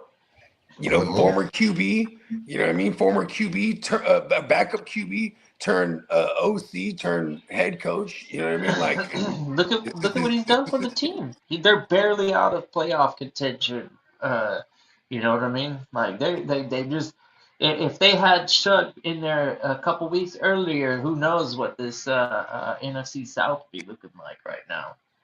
you ain't lying, because look, it's literally coming down to week 18 for the Panthers and the Bucks here for the division. And I know the Panthers have 8 wins, and then Tampa has 7, and then the Saints have 6. You know, it's crazy. You know, if they had just got it started a little bit earlier, he was the rookie in the building, so he had to earn it somehow. And whether it had been the failures of the guy ahead of him or an injury or however it ended up being, good on him to show up and actually take this fucking job and earn it. He's going to have every opportunity. I think most of our Saints fans agree that he deserves it, and we want to see them spend their first on not a quarterback. And I think they are going to do something non-quarterback 100%. And that's because of Shug. You think they'll add some competition for Shook next year? No, not in the first round. Oh yeah, for sure. Yeah. They're not going in the first round for a QB for sure. No, and they're positioned to take whatever quarterback that they want, but they're not. They're not in position to care about it right now. Offensive line for performance sure. that he gave them. Yeah, offensive line, everybody's weakness, especially my Jets. They did a decent job in their last few top picks. I think have been pretty solid, and then acquiring draft picks, that's been nice.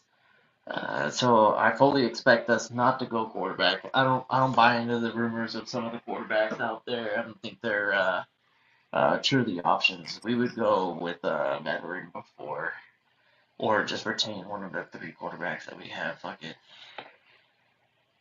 We got a long ways to go, the Jets do.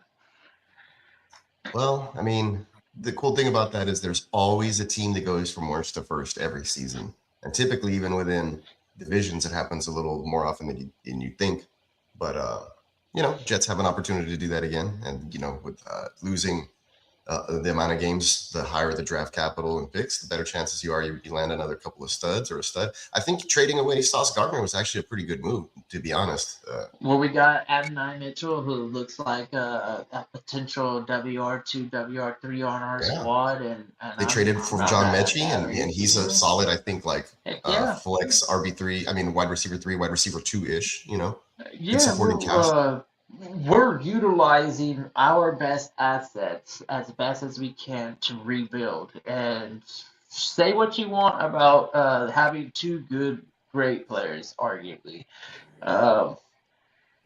We're not in position to be great with those great players. So we have to step out on a different foot. And the best way to do it is to have capital.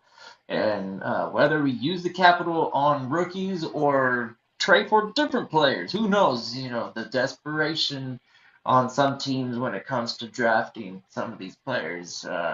You never know what you can get out of a trade still with a high draft capital. I don't know what we're going to have, but I'm hoping that it's top 2. That fucking Cincinnati win still bugs me. Yeah, I hate it when your team should lose a game and they.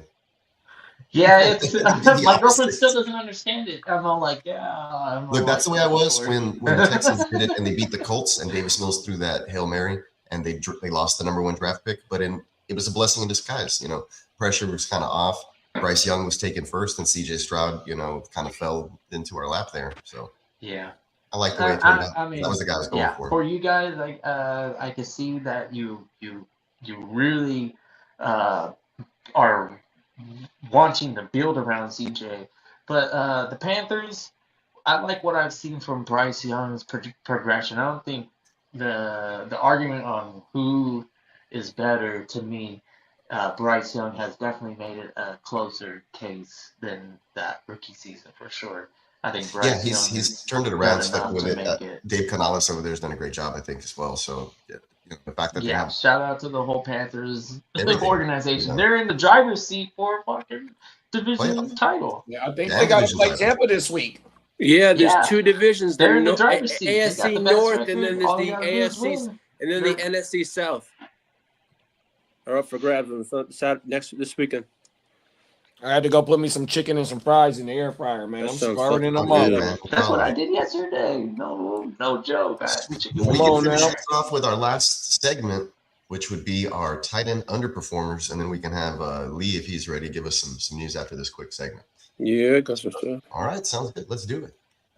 Oops. Tight end underperformers 2025. Got TJ Hawkinson, ADP tight end 6, points per game 26. Mark Andrews, ADP 7, points per game 23. Evan Ingram, the Joker, ADP tight end 8, points per game 31. David Njoku, ADP tight end 10, points per game 27. And then rounding out the list is Isaiah Likely, ADP 21, points per game 43.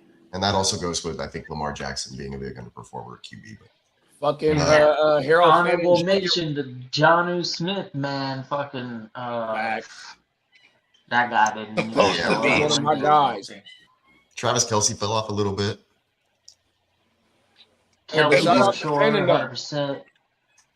Fanning Yep, completely Fanning. took Njoku's job. Fanning is the guy over Yeah, there. Njoku is definitely gutted out, and that's why I avoid Fanning Fanning overperformer. Njoku. I said that probably last time I was on the stream. I was like, man, that motherfucker Fanning, I liked him, but fucking Njoku just made me Yeah. say, nah, I ain't fucking with it. You were a Fanning guy because you're like, that kid's hella good. You're That- like, Yeah, the he had the profile best is fucking ridiculous. offensive numbers out of all them Titans. I was like, this guy is Yeah, he fucking did. intriguing as fuck. Njoku was just and in I'm his like, way. yeah, Njoku was in his way. What the fuck do I know though? And that's kind of crazy to say because Njoku's a badass in his own right, but can't be healthy. I thought so.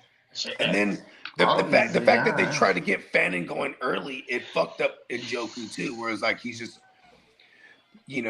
just on the field doing nothing, then catch a random touchdown. Albert says, "Where'd you guys taking Fannin next season?"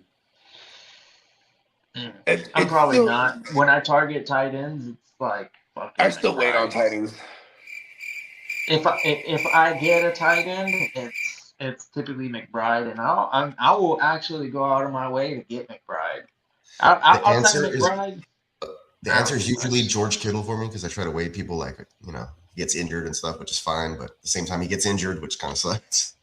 Yeah, and George Kittle, because Kittle, of his injury Kittle. history, people are scared of him. So he Gets baked does. into the ADP. I love it. Yes, that's a Because then you fact. can get a full healthy season and be like, boom. Like they did with McCaffrey. People did with McCaffrey, drafted McCaffrey a lot This this year. year. You know I what was I one like of them. I about was McBride scared. the most is he doesn't even need touchdowns to be fantasy relevant for us. Because I know the Cardinals are sorry and they're gonna put it on. They're not putting up any points. I know that, but I don't care because the targets for fucking McBride are there, and he comes away with like a thou wow. So put any fucking number of touchdowns on those numbers and 100 catches, a thou wow, tight end position. Yeah, you do. It wouldn't be a bad move for your draft to prioritize McBride in that 2-3 Okay, Trey turnaround. McBride or CeeDee Lamb. I'm, Because the way if people were Pickens is drafting on the Ron squad, Fowler. I'm taking McBride. If Pickens is on the squad and he's making it an actual fucking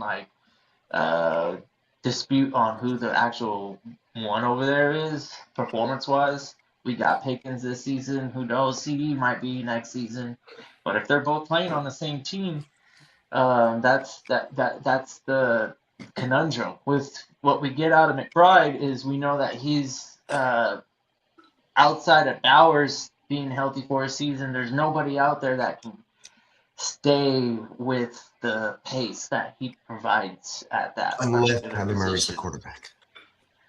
Yeah, I mean, like That's a fact. it would be like comparing like McCaffrey to the RB10 probably, you know. So 10 full positions for RB, but in tight end land, it's tight end 1 Yeah, and it's tight end even more 2 in scarce. the equivalency.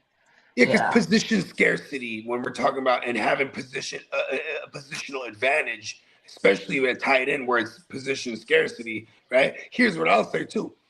When it comes to McBride, I'm okay if it's anyone but Kyler throwing him the ball. It doesn't even have to be Brissett, or it could just be anyone. I think it's just Kyler. He's not him. Yeah, Kyler, I don't expect him to be back at Me Arizona, neither. right? I think he'll be pissing off Waddle owners next year. In Miami. I feel like Okay. Kyler Murray's gonna end up in Miami, and Tua's gonna end up in either the Raiders or the fucking or the Cardinals. Maybe Kyler could run the ball to him. You know, Kyler is about the fucking like same size as the holder for the punt, or no, the holder for the fucking kick. Okay, watch He's this. perfectly fit for He's the little same size as a placeholder. the placeholder. Yeah, Or that's a where you long need snapper. Kyler Murray. He can handle the snap. We know that.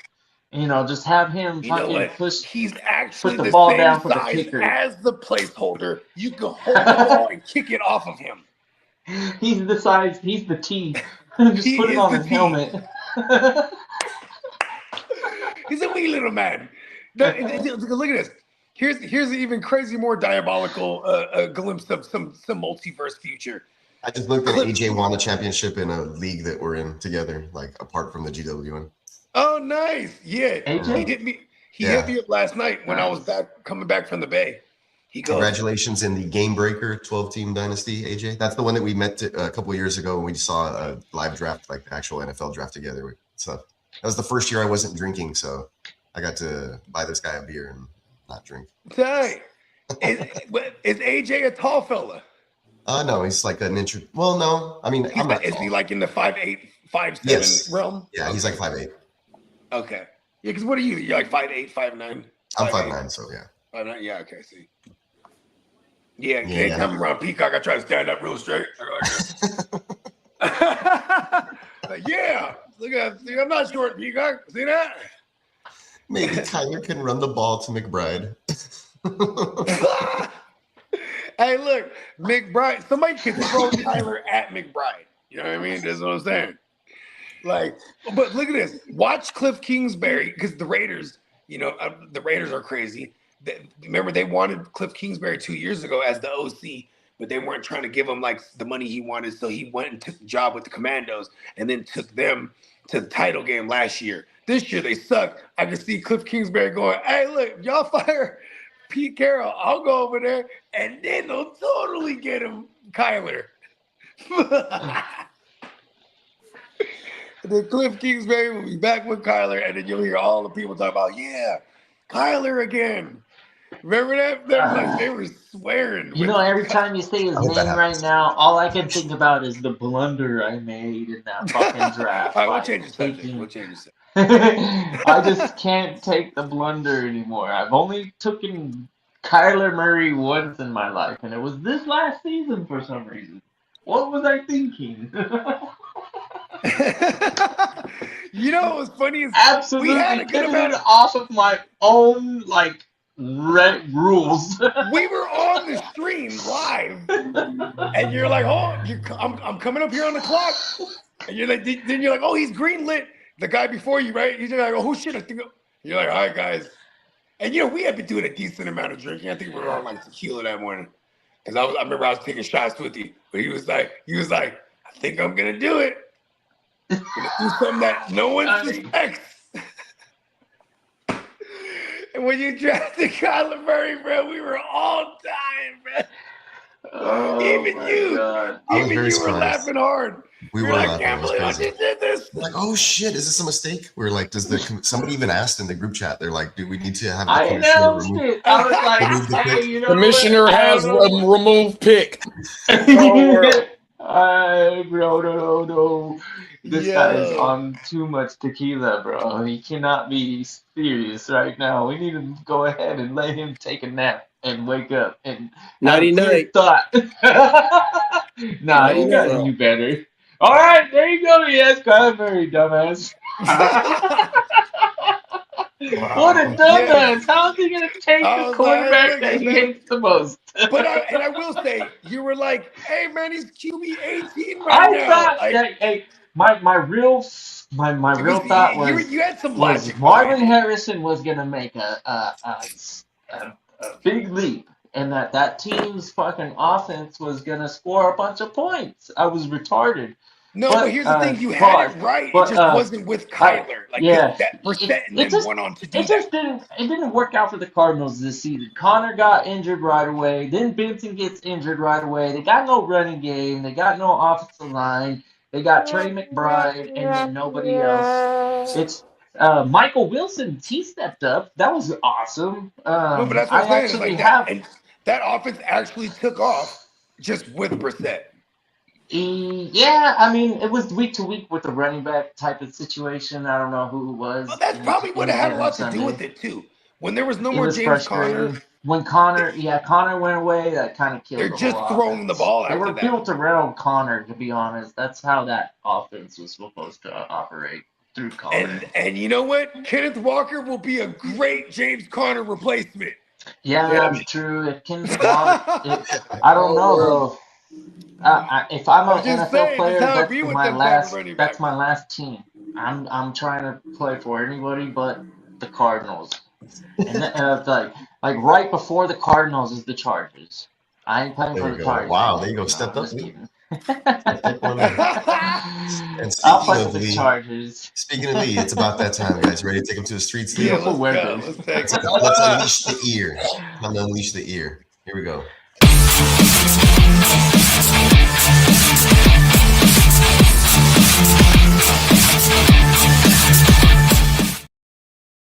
Yo, what's up? What's up?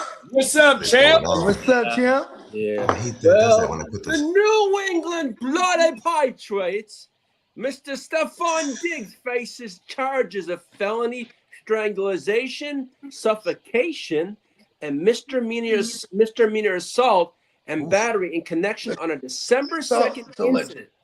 Allegedly, Calera, Yeah. according to CBS Sports in New England, and he's going to Dedham District Court. I know that courthouse quite well. Allegedly. Allegedly. Well, Diggs is scheduled for court Friday, this January 23rd for his arraignment, and that date falls 2 days before the AFC Championship game. Oof. So now I got Well, that's interesting. Hold on, Yes, Lee. sir. So he could go get an arraignment. I don't think that'll be enough time. Well, it depends, right? To see what happens. If they end up booking him for some time, he may be able to just post bail. But that's 2 days before a championship game. So major distractions You ain't if he lying. goes to get to that point in the season. The Patriots, yeah. I mean, the Patriots, sorry. I'm still thinking Yeah. I misspoke there. But, you know, when I think of Stephon, I think of Massachusetts were like, what the hell? What did George say to me? Man, what timing is this? yeah, I know it seriously. couldn't happen at a better place right now. I said. Great timing. Well, as for the 40, Well, hold on. Let's see, Bogey. Bogey, you got anything on the Diggs strangulation accusations? Man, do better. Do better. Like, come on, bro. Like, of all the things, because here's the thing: of all the things that he's to be in the news for, you know what I mean? Like, now this too is like, come on, bro. Like, and you're part of you're a part of an organization right now that historically doesn't tolerate shit like this. So I feel like a lot of this, he brought the baggage, and they knew what they brought on with this. Yeah. And shout out to Clock Management in the house. What's He said up, the saddest big day Clock? of the year. What's up, Clock? He said today's the saddest day of the year. Tell us why, Clock, and we'll check back in with you. Yeah. Maybe it's not. Hopefully you're not sad. Hopefully it's a joke. Well, heartbreaking Super Bowls or something. Yeah. You know, I would have. I lost 2 championships, man. Can't be too sad about it. I feel okay. I was come to terms. This is the most detached I've been from fantasy football emotionally this year, and it feels good. Even though I still care, you know. You know what? I'm Rocky in part 2 next year. I will beat Apollo Creed. Well, the San Francisco 49ers, John Williams, who was a finalist for the Jaguars GM post this year, is expected to garner more such interest in upcoming cycle. There could be as many as 5 GM openings. If they end up with a top, okay, then so he could be on his way out. Yeah, of San the dude that's over there with you talking about the new GM for the Jags? What's his name? His name is Josh Williams. This is supposedly 49ers really executive. About this. It's 49er executive. That's all it said. Now, that's 49er executive. 49. Because you were talking about the Jags that time from fantasy football. Well, we have you covered, Clark. What are you talking about? We got the playoff leagues, man. Yeah. We're gonna be drafting. We're gonna be drafting in a matter of days. Come on now. Yeah, Clark, you're in it. Well, we got you. The Cleveland Browns have met. We got you. The Seattle Seahawks are in the playoffs. We got you. Yeah. He's not a Seahawks fan. He's a Niners. He just worked with them. He just is a former employee. You actually get confused all the time too. I forget that he was our guy inside. Pause. Well, the Cleveland Browns that's why he's no longer a Seahawks employee. They made him, or he was made. They found out he had his Niners. What's that? Unzip your jacket. He has Niners shit underneath. All right. So that's why he doesn't work there anymore. Yeah, I know. The backstory. But you know what though? He wasn't tripping. He was like, they have Sam Darnold now. You know how that should go. And it's like, right? So none of us were in it. Look, here he is again. We all feel that way. So let's just hope. I mean, we'll see, right? There's a pumpkin situation. Darnold is funny. There's a pumpkin situation coming. Whoop, that's me. Now, as for the Falcons, are discussing a major front office role for Matt Ryan in their organization. A front office role, yeah. As for Travis Kelce, he will play for the Chiefs or nobody in 2026. I think he calls it a career. I think he's done. That's from me. But now, as we know, 49ers Fred Warner has a possibility of coming back for the playoffs. So, and we were talking about last week about Marcus Freeman getting a head coaching gig. Well, the Notre Dame Fighting Irish signed him to a lucrative contract extension, so he won't be going anywhere anytime soon. Looks like they're like, hold on. Yeah, he had his dukes up like this. Huh? He's like, give me the bag. Yeah. Now, as for Vikings defensive corner Brian Flores is expected to have strong head coach candidate in the cycle via Pro Football Talk, and also the Cowboys want to bring him in as the DC. So that's if they move on from what's his name, Everflus. Oh, he's gone. Yeah, pretty much. Now, as for Gang Green's team, Jets linebacker Quincy Williams is an impending free agent, and due to he was benched earlier this year, and he won his job back. He is open to re-upping with the Jets, but he also looking for the right scheme fit also. So who knows what happens there on that one. Who's that? Justin Fields? No, that was Quincy Williams. No. Oh, Quincy Williams. Oh, yeah. No, come to the Niners. You know what? I don't know if that means that he's jealous of Sherwood, but what the fuck is a scheme fit? The team is he's looking for lose. all it says is he's looking for the now. right We're not scheme trying to fit. throw our best fucking foot forward and show you actual nice little looks and confuse it. It's not like we don't have a playbook. I'm pretty sure that the Jets they could throw better defenses that we've been throwing out there. It's just a matter of business at this point, which I'm all about. I like the methodology of how the Jets have been handling business as of late. Outside of that Cincinnati win, I love everything. And I give that Cincinnati win a little bit of credit. You did give me like maybe 35 seconds, 45 seconds worth of holy shit. If we win 10 in a row, then we can get in the playoffs. Hold on. That game against Cincy, there was two the special teams touchdowns, wasn't there? Yeah, but Justin Fields looked like he kind of like was carrying himself. That first a little drive, better. he went down there. It was like an 11-play drive, and he scored that very first possession. And then, like, I think you guys had like there was a lot to like this, and to be honest, like I said, it was just a brief moment in time where you're like, No, you ain't lying. and going, wow, that was kind of neat. We won against Burrow, huh? Okay, maybe we aren't that bad. No, we're terrible. What am I thinking? But God damn it! Fire that guy who said beat the Bengals. Yeah. Well, Raiders Raiders defensive end Max Crosby said he could reevaluate his future with the Las Vegas Raiders this offseason. Every Raider should be doing that. Now, as for Kyler Murray next year. Now, as for those that are in Week 18, Jerry Jones on Dak Prescott in Week 18. We're going to start Dak, how we use Dak. Let's make that part of the game plan that we don't want to talk about. So Can you do that? Can you tell me that news again and do it in your best Uncle Jerry voice? I can't do Uncle Jerry. Oh, come on. Jerry. I can't do Uncle Jerry. Okay, you're right. Well, the Colts are expected to start Riley Leonard in Week 18. How do you live in Dallas and not know how to do that? That's what I'm saying. I was like, never mind. He was mocking it. I was like, Now the Eagles. Hey, listen, we're gonna go ahead and play Dak. There you go. There you go. All right, reporter. You get him on your local news every day, I'm sure. You know No, you just exactly turn on the radio station. He has his own goddamn show. Yeah, radio station, news station. It's America's radio show. It's 92.5, the fan. Yeah.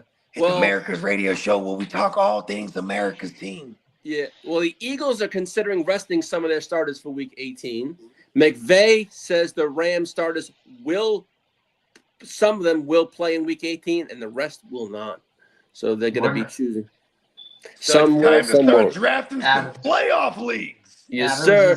Joe Burrow is going to play Week 8. Justin Herbert, no. And as for TJ Watt, he is optimistic. They're optimistic he can play in Week 18. As for Micah Parsons, he's officially undergoing his ACL surgery on Monday. The Bears linebacker Noah Sewell, he tore his Achilles. Luther Burden suffered a minor quad injury. And Harold Fenn Jr., he's done for the year. Geno, he's done. Javon Sanders, the tight end from Carolina, he's done for the year. Darnell Washington, done for the year. Jalen Waddle, he has a rib injury, but he could return for Week 18 possibly. Rashid Shaheed, he could return for the playoffs. And Luther Burden has a quadriceps injury that has no timeline. Now, as for the 15 modern-day era NFL players announced for the Hall of Fame for next year, you got Willie Anderson, who was put on, Drew Brees, Gerard Evans, a guard, Larry Fitzgerald, Frank Gore, Torrey Holt, Luke Kuechly, the immortal one, Eli, I'm Mr. Madden, the fucked up Manning, Terrell Suggs, Adam Vinatieri, he'll go in there, Reggie Wayne, Kevin Williams, Jason. Hold on. What is this list again? This is for the Hall of Fame next year. On. I just realized this. Not in the Hall of Fame yet? No. This is first ballot this is first ballot for next year. For Peyton Manning. Reggie Wayne? Yeah. Oh no, Reggie Wayne. No, listen, Reggie Wayne's not a first ballot guy at all. He's. I think this is only like the first time he's ever made it this far into the voting process. I think these are the finalists for the Hall of Fame class of 2026. There we go. Yeah, finalists. And you got Vinatieri, Reggie Wayne. Hold on, Lee. Hold on. I just realized something. You didn't like Eli Manning a lot there. Wow.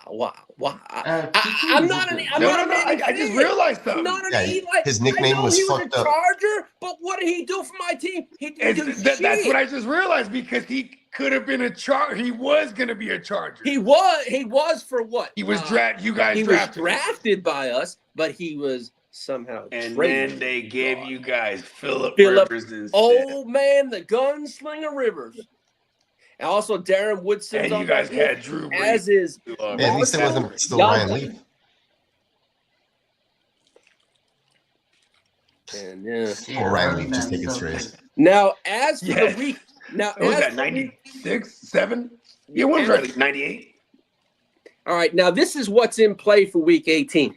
In the NFC, the 49ers can get that 1 seed with a win. The Seahawks need to the 1 seed need a win. The Panthers can get a division title with a win or a Falcons win.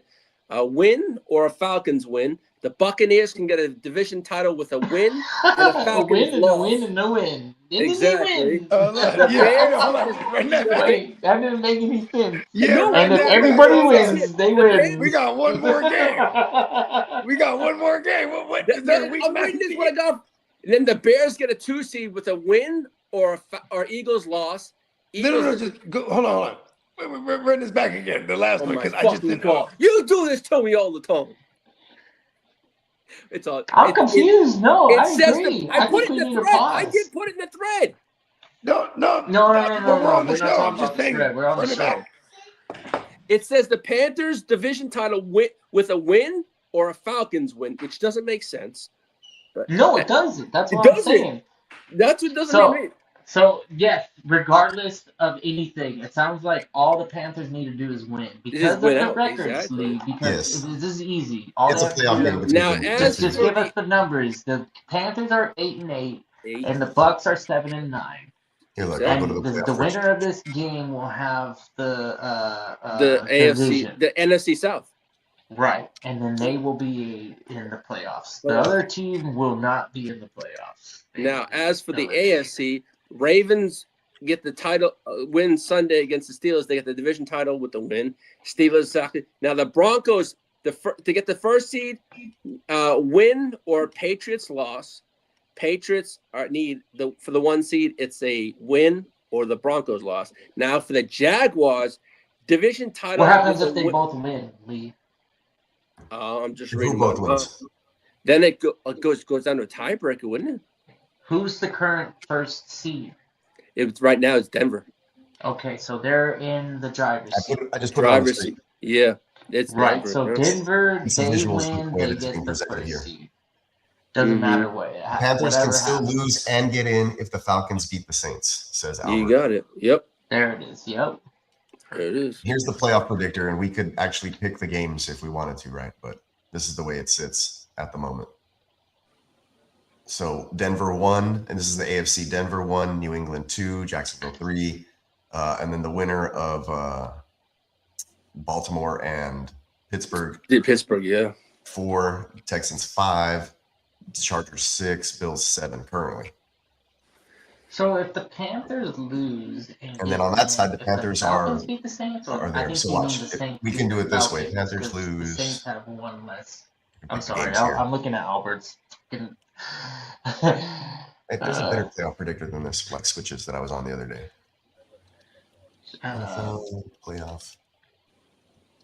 The predictor. Panthers can still lose and get in if the Falcons beat the Saints. I think you have it the other way around. If the Saints beat the The Falcons. ESPN one? Yes. Let's share this tab instead. Okay, boom.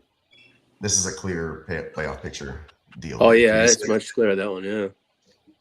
And then if I pick the games here, so who you're saying what? Albert says that the Panthers can still lose and get in if the Falcons beat the Saints, which I think he means the Saints beat the Falcons. So I put here the Panthers losing, and if the Falcons beat the Saints, then Carolina is still in at the 4th seed, correct? Wow. Wow. So the records don't even like if the Panthers lose, then that's 8 wins. If the Falcons win, Let's that's see. 8 That would wins. put the Panthers at 8-9 But and the Tampa Bay at tiebreaker is 7-9. the Well, let's Saints see. Let's game. see. Hold on. Yeah, It's the Oh, Tampa Bay okay. The wins. in-division. tiebreaker is a Saints game. Yeah. So the Falcons would have the record because Yeah. See, let's see the Saints and or Falcons tie. If the Saints and Falcons tie, then Tampa Bay gets in. Holy shit. This Wow. is so fucking crazy. Tie or lose, right? Like, What let's say the Saints. what a If the division. Saints win, Tampa Bay gets in. That's the way it's working here. You know what's funny? Yeah, is that's exactly. that The Saints Panthers Falcons are in game's the gonna be driver's seat. entertaining All because they they're gotta actually do going is to play win. everyone. What was that, Bogey? Oh, that Saints Falcons game might be like one of the more entertaining ones this week because they're going to play everyone. You know what I mean? Mm-hmm. Yeah, exactly. Yeah, that's true. Like, That's probably the one that we'll obviously get the Panthers Buccaneers game is going to be interesting, obviously, because there's actual implications there that affect themselves directly. The Niners and Seahawks off Saturday night. What? You know what I mean? Shout out to the gang. We got to go into Seattle against the Seahawks and the 12s. That's not going to be an easy feat. You know what I mean? Mm-hmm. So We got some decent games here. I mean, I was looking forward to the Chargers Broncos game, but that one's like now they're not going to play anyone, so it's like, you know what I mean? That one sucks. The Patriots are playing. wins, they get in. Pittsburgh wins, they get in. That one's a good game. Yeah, actually, the division's on the line, huh? Yeah, division is on the line. Yeah. Wow, and then we might get one more look at Lamar this year for one last dish effort because I think that's what the talk is, right? They're trying to get him. Dennis, I have one. New England's going to be cheering for Los Angeles, the Chargers. If the Chargers beat Denver with a backup quarterback, then New England gets the number 1 seed. And this is probably Jim Harbaugh. He's crazy enough to be like, I want to play the Broncos. Like, Jim Harbaugh's crazy. Doesn't matter if LA loses, I think, to the Cardinals. But Yeah, the Rams. Yeah, they're gonna. the Rams are in. okay, and then this one, let's say San Francisco wins, then now they become the number 1 seed. All three of them, yeah. I think They flip from 5-1. It's been crazy, man. I know this is blasphemy for half the panel, pretty much, but I'm hoping that the Seahawks get that first seed for this fantasy playoff stuff that we got going. So you can get I want all the Rams and all the Niners. Yes. Okay, I get what you're saying. Selfishly for fantasy purposes, yeah. Yes. That is kind of crazy too because no matter what Come happens, on, we are Seattle, get that number 1 seed, dude. I don't want no Seattle Seahawks outside of JSN, really. Come on, Tennessee. That's If Tennessee, a Jacksonville, Let them have a bye. I want all the weeks. I want to be activated all weeks. Who do you guys think? You think Jacksonville would beat Buffalo at home? Yeah, totally. Damn it! Buffalo. I want that. I've been saying I want Tennessee to win so that we can play Buffalo at home. The defense Jacksonville throws out on the field every fucking week. It's I know it's not as good as the Texans, but they're pretty formidable. I've had no issues saying Buffalo is fugazi, but I haven't came to terms with Jacksonville is good. So I think that was the first time ever where I admitted, like, yeah, Jacksonville can go in there and beat Buffalo. I think they're fugazi in the sense that they're not going to get past if they get to the AFC Championship, they're not going to win it. Whoever I the Patriots or Broncos. It's because every time I see Trevor Lawrence with the football, he just looks scared. Texans are going to be worried about are going to be able to beat the Jaguars in the playoffs. I'm convinced of that. What? Trevor Lawrence is worried about his wig falling off. I'm telling you. No. But Yeah. it's also the way that team plays, right? Like they run the ball well with ETN, running back 12 overall. A callback earlier on the show. And here's Buffalo just been giving up booty all year against the run. So and then their secondary sucks too, man. Like this might be a big Brian Thomas game in the first week of the playoffs. I'm probably not gonna, outside of like a Josh Allen, I probably won't have and James Cook. Probably won't have too many Buffalo Bills players in this fantasy playoff leagues. Yeah. Who do you guys think wins between the Ravens and the Steelers? It's in I Pittsburgh. I think the Ravens do it. I'm going with the story. You know, I love Aaron Rodgers and the story. The story must go on. But there's no DK though. That's the problem. It's all right. I mean, We got the. but they got two. We got They the got running listen. game. They got tight ends. They got other things. You know what I mean? They got running backs that catch the ball like they're. You know what I mean? Aaron Rodgers. This is a big game. I think at home gives them the. They should have won it last week. They got no Darnell Washington. They have to rely on the Muth. Good. They got 40. They got 40 tight ends. And because the Yeah, 20 Ravens. tight ends. Look, I'll admit it. I don't want to see the Ravens in there. Like fuck the Ravens. I'm tired of them. Yeah. Tired of them. I'm tired of Lamar and them. Like they're I want to see Lamar again in the not playoffs no either. more. Derrick Henry. Because they're gonna give them a story. They're gonna give. Yeah, I hate him too, especially. You Not hear me it on my lying. title, Derrick Henry. Anyways, and shout out to Derrick Henry forever because I He's so definitely good at saw him on a football. Are bunch you of kidding title me? teams. Derrick Derrick Henry was Henry on a might be bunch one of of the title best teams. football players I've seen in my life. Yeah, I can't hate on the man. I love the king. Shout out to the king. But Lamar, on the other hand, too, it's like it's almost like, what do you think is better? They run out Snoop Huntley healthy, or they run out like a banged up Lamar? Like, you know what I mean? Like, you're probably gonna run a banged up Lamar out there and go out guns a-blazing. And like, the Ravens defense have been getting better while at the right time, while Steelers defense been going the other direction. Because they were kind of Steelers were kind of feisty there for a sec on defense until like the last month. Yeah, but I think I'm going to give the advantage to them at home. And they got Aaron Rodgers' story. They got, you know what I mean, Mike Tomlin. He's already got that record still. But, you know what I mean, he's continuing his streak. But, you know what I mean, he needs to fucking get into this post game. I refuse to believe he can get in there with a racist Rudolph and Kenny Pickett pack. Then the following year with the Russ Justin Fields pack. Come on, you got to get in there with the story. Shout out to Aaron Rodgers. DK fucked it up for him. I know. And you know what, too? They're both Sagittariuses. He probably had that talk with him, like, DK, you know, like he has to FaceTime him too, because when you're suspended, you're not anywhere allowed around the facility. So he has to FaceTime him. Did you see the guy that got punched held a press conference? Damn, for real? Oh, my mama. Hey, that fool, he got it like that? That motherfucker. $550,000, right? That's what that was the fine. I don't know what his fine was, bro. Damn, Wasn't there Lee? What was the number 550,000? Where did that come from in the DK? Oh, that was because of his salary. He made That was his salary. Now the like guarantees. $250 a game. Pittsburgh says they're gonna still keep him though, but that's about it. Of course they're gonna keep him. They just they traded for him and extended his current contract, and he's a top 6 guy at the position. I think as far as yearly salary. Yeah. Yeah, but DK, he fucked that up because this was, you know, the loss of DK in this last 2 weeks. They only needed one more win just to sew it up. You know what I mean? And they ended up losing last week to the Browns. Shout out to Shador. You know what I mean? What's his saying? Something about legends be legendary or something like that. Something like that. Yeah, man. Shout out. He did it.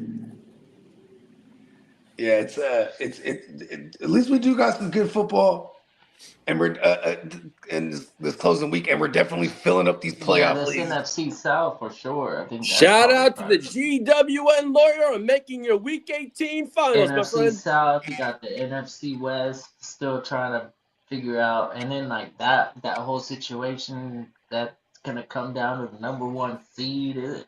There's a lot to like about football fans watching Week 18 action. I know fantasy football is a dud week, but yeah, and we don't have a Thursday night game this week, right?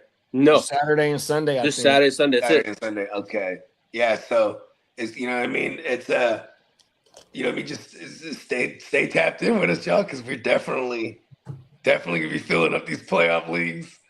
I'm actually whenever we do get off the show, I'm gonna connect game with Diamond Joe. We're gonna go revise the last 6 we had last year, and then you know what I mean. I'm gonna start building on it. So we're gonna fill these things up. We're going to war. Yeah. Yes.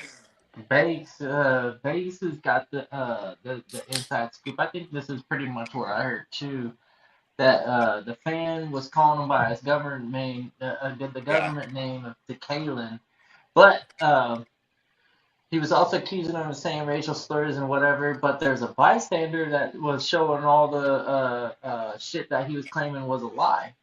Oh wow.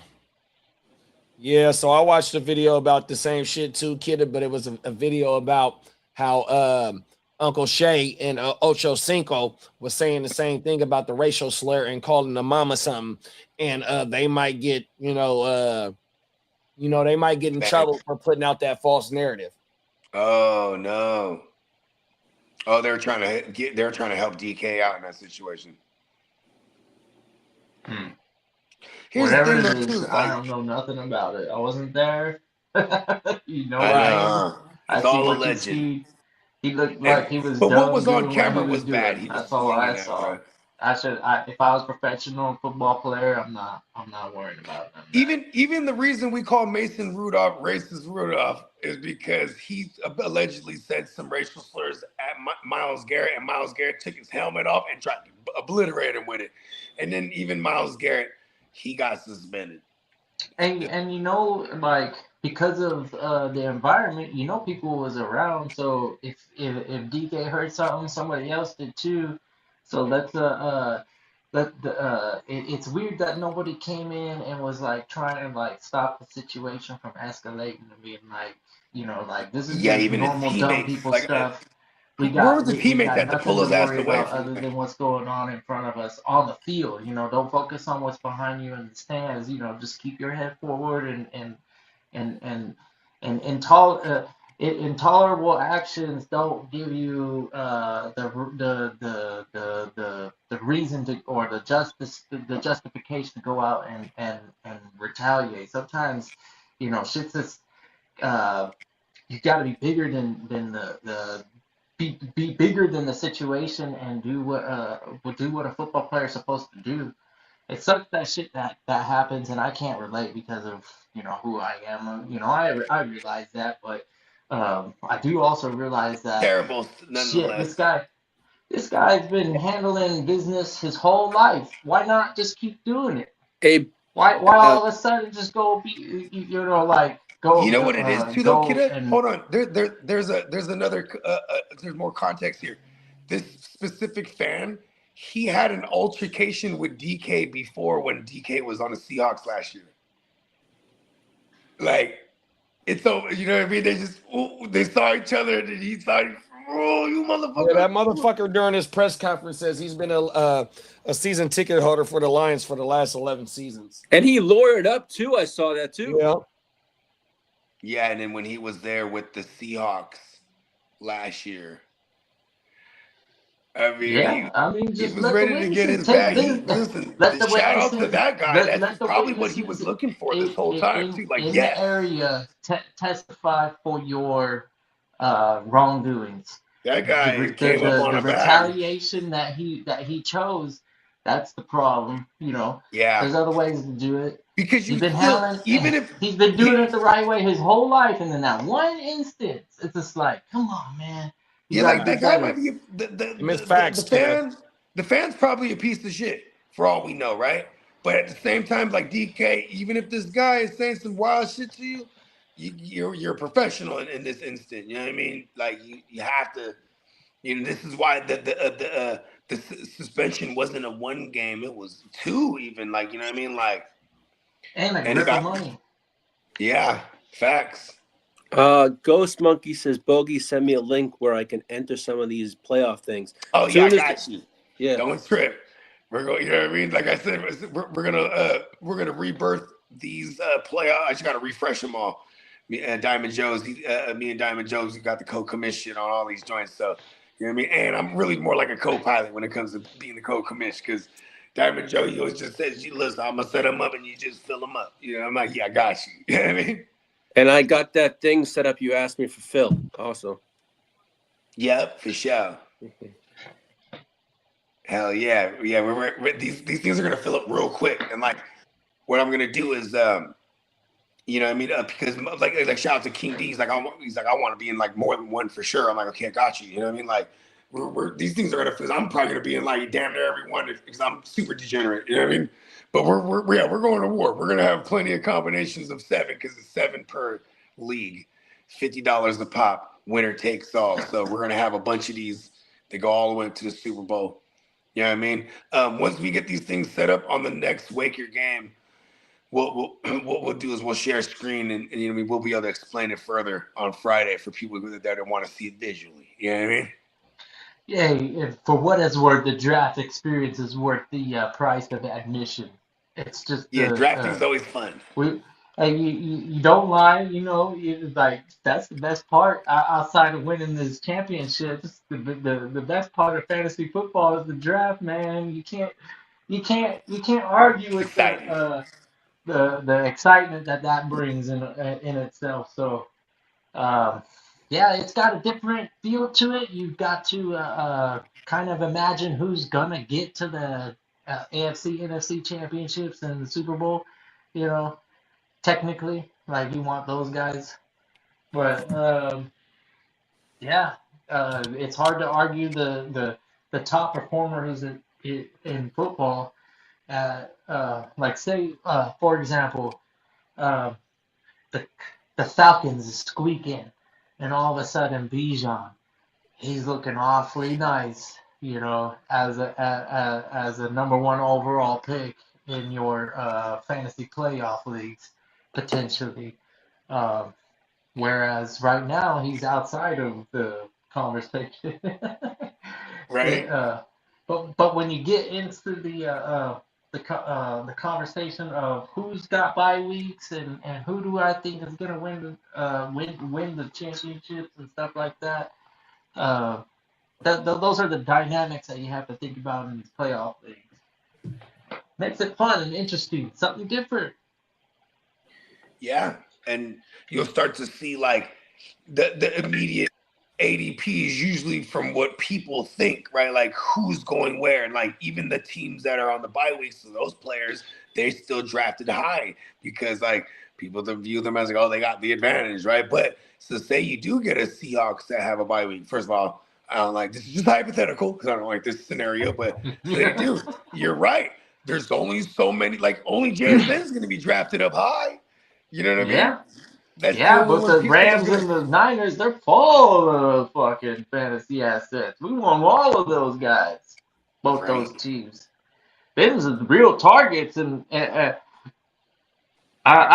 not saying anything that's foreign. Everybody knows the I truth. like the Texans low key too. Their players because they got a lot of good options there too for looking at just talking fantasy because it's like yeah maybe you're looking at the Chargers.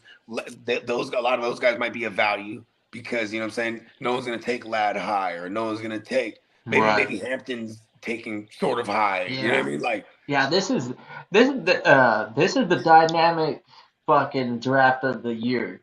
These ones get real brainy. You gotta think a little bit about and we some got of your IDPs. picks here. Well, which is why I don't think we do any fast draft playoff leagues. Yeah, No, we don't did it. do. I think last year I had you in the slow ones because you're a graveyard shifter. Yeah, So I it got just the worked out weirdos. for you. But then yeah, we did have a couple fast ones. That's what I'm. So I think the first couple ones we fill up. I'm gonna have those ones be fast drafts. So get those out of the like. I'm talking about when I fill these joints up, and the next couple days they're drafting because I think that's what we're gonna go ahead and do here. Is like What we shooting for the evening times? yeah. What I'll do is I'm pretty good. Like where it's like okay, if I got someone from the East Coast and I got someone from the Midwest here, and then there's Kidda in there and he's the West Coaster that works graveyard. Okay, let's go ahead and make this at like 7 Yeah, o'clock. Bakes wants to be putting a slow one. Yeah, for sure. I got you, Bakes Bakes. is VIP. I got you. I prefer the slow joints too, but I'm gonna do a bunch of fast ones too. Yeah. Yes, it's Fan Tracks. Yep.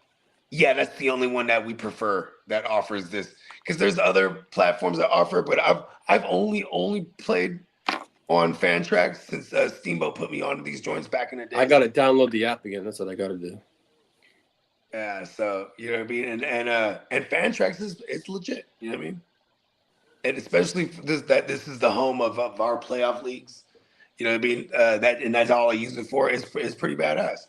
I know people back in the days, like content creators that I used to follow that did Dynasty content, they used to use Fan Tracks before I ever heard of Sleeper. You know what I mean?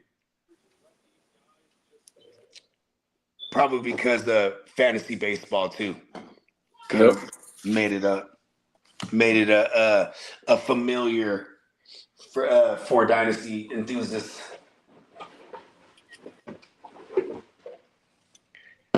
Yeah, this shit's gonna go crazy.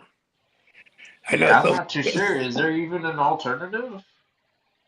Yeah, it's like My Fantasy Life, and there was these like struggling versions of it where it was like, oh yeah, just you know what I mean, and I was like, right and then didn't want it, and made it heads up. All we need is and one made Sleeper. Fan Tracks. Yeah, and it wasn't until I exposed him to Fan Tracks. Once I exposed him to Fan Tracks, he totally did stop. And here's the thing: it's like going to Super Bowl, all the way to Super Bowl. People go, oh well, but that's the thing is like you get a point for every time. Like if you have a player and he's like a fourth stringer or whatever, because you're at this point trying to fill someone in the spot, but he's on a team that's playing.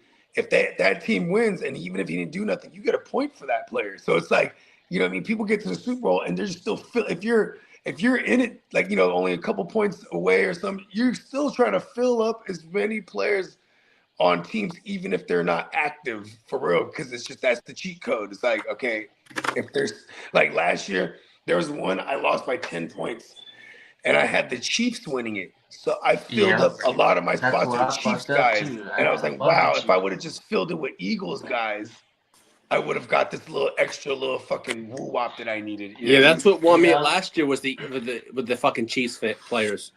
And that's the thing with this one is that winner takes all. So second place is the first loser. We don't give a fuck about second place here. It's the most cutthroatiest of them all, right? It's like, listen, you know how I look at it? If it's $50 to play, 0 rake. So you put your 50 in there. If you win it all, and it's times 6. You get 350 total, but you're minus your original 50.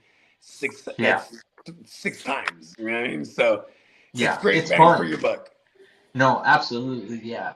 And when you put a squad together because it becomes fairly obvious. Remember, kiddo, when we used to only do like two or three of these, if there were $100. I remember the first time I brought you in, you killed it. I mean, you think it was a CMC. I was like, he got the CMC. He got it's like it was over after I saw that first, like, because your team was already good. Then CMC comes off the bye week. I was like, oh no. Then you get him to the Super Bowl too. I was like, oh no. I think you got Brock Purdy too. I had the Niner games, and then the other teams I probably had were Lions, and then that's true because the Texans. Lions went to the NFC title that year, and Rams. So those were the squads that I was focusing on most. Yeah, we're gonna have a lot of the same who's who in these joints. I know it's funny, right? What's up? I said that's funny that we have a lot of consistently the NFC West in general. It goes through the Niners and the Rams. Whatever the 3 of them got in there, and the Arizona Cardinals do from time to time is one thing, but as of late it's been the Rams and the Niners duking it out. Think about this. Look at what you just said. The Rams and the Niners, right? So we're talking Shanny and then McVay, right? And then everyone else in the league is some form of coaching tree from them. But then look at who the Seahawks are in there with. They're in there with their new OC this year, Clint Kubiak. another form of the Shanahan tree. You know what I mean? So it's like it's no coincidence that these are the teams that the teams that have these coaching lineage. You know what I mean? Yeah. They're the ones that's winning right now because that's what it's hard. It's hard for these defenses to figure these zone schemes, the play action teams. You know what I mean? It's the thing and it's all predicated on being able to run. Even if you have a Ken Walker and Charbonnet who like combined for an RB1 finish all the time, but they're just split. It's a true timeshare. You know what I mean? But it's still just enough that they can operate with Sam Darnold in that offense. You know what I mean? You know what? The NFC West is cool about that is that it's a true. Fuck Cardinals, man. They don't even need to be in the NFL anymore. Let's get them out. Damn it. But the Seahawks on the coast, the Niners on the coast, the Rams on the coast. That's a true West Coast division right here. I like what you're saying, but we still need to get the Arizona NFC and West, Nevada and Oregon. That's all West Coast. We need to boot the Cardinals and add a team to San Diego and make it an NFC West squad. Come on now. I'm not mad at that. That should have been the Oakland Raiders, actually. If you go down to Dago, the Raiders rule. 100%. You ain't lying. They all through the whole state of California for sure. All the Raider fans, especially in San Diego too, though. Like even when the Chargers were in town, the Raiders would probably it was especially a at the games. Especially it was at a the blackout games. for sure every time.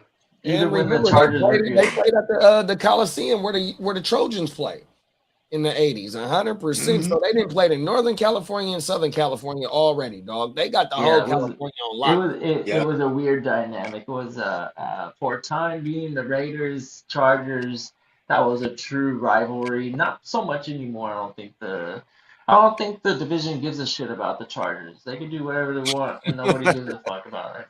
It's all good, kiddo. He's not talking about you. He's talking about your team. Yeah, exactly. Yeah. That's why. Yeah, I ain't never said no lie. It's all good. Hey, look, the Chargers are in good hands with Jim Harbaugh. Lee, I know that. Always prepare for bigger heartbreak. They're better than Brendan Staley. That's for sure. You know. Yeah, Brandon Staley. That was in the playoffs last year. I do give you guys credit. I don't want to talk about that shit. The last couple drafts. You brought it up. Nice. No, that was like I said. That was you're 3 in good years hands ago. with Jim That Harbaugh. was 3 years ago. Jim Harbaugh's going to go the distance usually, or die trying. But he's just always he's more infamous for the big letdowns. But I think after he cheated to win the Natty, he was like, you know what? Now it's time to go back to the league, and you guys are in there right now. What is you guys? You guys are 7, 5, 11 and 5. No. What are you guys? What seed you guys? 6 seed right now, but 6 seed. Okay, 6 seed right now, which is 6 seed would equal Jacksonville. So what? Okay, so what, is it in the Broncos' best interest to lose you guys this week? Yeah, because they'll get. Yeah, they want the number 1 seed. They got to beat us. Okay, so they're gonna try to whoop y'all. That's for sure. Sure. Damn, I wonder why Jim Harbaugh wouldn't try to put his best guys out there, because I feel like the Broncos because they already locked in. From what his press conference said yesterday, it's more he wants to give the guys rest that are beat up. You guys are all beat up. There's no way that they win the West, so they already locked into a wild card. If the West was available, yeah, but that's not. Okay, so he's not tripping off if whether he had to play them again in the first round or not, or the second. No. He's they wouldn't. Well, if Denver get the number 1 seed, they get the bye. So technically, they wouldn't see him in the first round. We'd see him. And if Denver beats them, it drops them to the 7, right? If Denver beats them. Beat you guys? Yep. Okay, so then they would get the bye week. Then you would play the Patriots. And I already have a guest lined up if it's the Patriots in the playoffs. Yeah. Yes, sir. And he knows Hey, his football. for you guys, I don't know if that's a good matchup. I'm not liking that matchup too much. But that means I was talking to my buddies in Mass, and that goes they'll have Robert Spillane back. They'll also have Milton Williams back too. Yeah, they were kind of saving all those guys. Harold Landry, the last few weeks, those guys have been dinged up bad, so they're just like, all right, we're gonna preserve you guys. I guess the Diggs development does throw a wrench in it a little bit, because he was definitely turning into the number one and earned that shit, because he was catching everything. Yeah. And this is one thing Kraft doesn't tolerate. When I lived in New England, Kraft hated players on his team that were creating commotions and shit like that. That was a big thing for Kraft. No, for sure, but I would say that was more of a Belichick culture. Yeah. You know what I mean? It became a New England thing. Because look, Belichick's not there, and this type of shit happens. You know what I mean? Belichick, he used to make motherfuckers cut their dreads off. You remember that? Or you can have long hair, but you can't have dreads. Like that was his whole thing. But there was football logic. It was because they could yank your dread and pull you down. So he's like, if you want to have your long hair, fine, but just you know what I mean? It's easier to grab a bunch of dreads and pull you down. I was like, oh wow. Okay. And then there's a rule too, the Ricky Williams rule, where that still counts as a tackle. You could use people's dread. You could pull dreads or hair, period. Hair, period. You know what I mean? But I guess if there's a bunch of hair flowing and the thing is harder to ground, you know what I mean? Good enough to grab somebody down on the ground. Yeah, but shout out to Belichick. You know what I mean? He ran a tight ship over there. Facts. Where is Staley now? Probably Staley's over with the Saints. He's over the DC with the Saints. Oh, that's where he at? Yeah. Oh, no. Why? Look at what he did to them. Chargers won't see the Texans first round. Nope. We got Marco in the building. What's up, Marco? What's up, Marco? Yo. From the future. Go ahead, read. Yeah. It's Denver 1. Patriots 2, Jackson. Yeah, I knew that. Yeah, I got it all ready for Friday. It's going down. What's up, Smitty? Well, what up, Smitty? Long time. Welcome back. Yeah. He said, my Niners people, are y'all down with signing Diggs from Dallas? He has to clear waivers first. Ronaldo Green been down for the last couple of weeks. Maybe we prioritize that going into the draft. 100%. He has to clear waivers first, and then he's a free agent. Yeah, I don't. But will we have to pick up that contract? No, he's a free agent. So we would have to sign him to a contract. With basically a veteran minimum, I believe. Oh yeah. Oh, if it's for a veteran minimum for the rest of the playoffs, yeah, fuck it. That's the cheap, and that's like what $750,000. Yeah, I wouldn't be mad at that for sure. That's a nice depth piece right there. Going into the playoffs, yeah, because our secondary is trash. We definitely. Man, if that's true, I wouldn't be obliged to believe it. Quarterbacks have a perfect rating when targeting Diggs this year. You don't want him. I tend to agree. Whatever I've seen out of him as of late is not going to make no team good. Yeah, he's not that. It's all I was bad. just say he's not good. I mean, you know what's crazy is how polarizing or what you do early on can be. Say you're shitty early on in your career. It takes to get the public opinion and perception on you for years until you really show out. You know, it's negative, right? But then if you start off like Diggs, who led the league in picks that year as a rookie, right? And then gets defensive rookie of the year and all this shit. Then the rest of your career, you're plagued with injuries and you're giving up big plays. And then you know what I mean? And then because people always try to make a case for him. And I'm like, really? It was just his rookie year. You know what I mean? Yeah. And that was what, 3 years ago? 4 seasons ago? Yep. Yeah. I don't know. It's been a minute since he's been able to stay healthy, and that's probably why he's not productive on the field. Is constantly recovering from some sort of aggravation or injury. That's that it's hard to argue the Cowboys starting somebody else. The depth wise, that team's lacking. The Cowboys, they really ain't got much going. So Diggs is gonna get every opportunity to play when he's healthy. Yeah, and then there's New England. That like Oh man, New my favorite story of the year.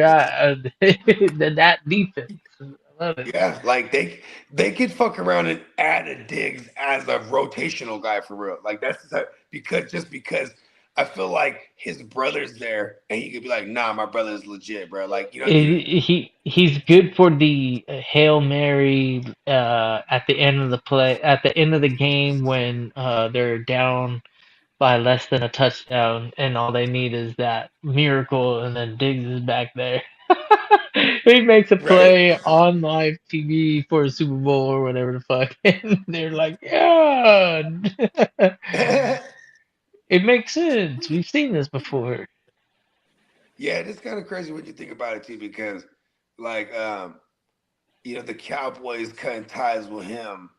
It probably definitely has to do with some kind of bread that would kick in like this March that comes up. You know what I mean? Like Yeah, there was a roster bonus, I believe. Yeah, there's definitely something like, oh, I cut them way before that, so we don't have to worry about that. Like they're making plans already for next year. It's a weird like that whole situation out there because Deron Bland had that same type of spell where he was picking fucking everything Yeah, and like he eight and was a half, and like chasing 4 of them were records. pick sixes. Man, I'm like, man, what's up with this fucking I Cowboys want to say defense? that was It's the all same year as Diggs. No, was that the year after Diggs was going crazy? I don't know, but whether it be Diggs or Bland, that was 2 seasons in a row. I don't know if we're gonna get anything like that ever It again. sure But was. It was when Diggs and then Bland the very next year because Diggs was yeah, out with injury, and yeah, then they both suck, Smitty. yeah, they do. Like I Yeah. guess. And if we bring in someone like a Diggs to the Niners, it'd probably be because it's more of an indictment on the injuries that like Bernardo Green.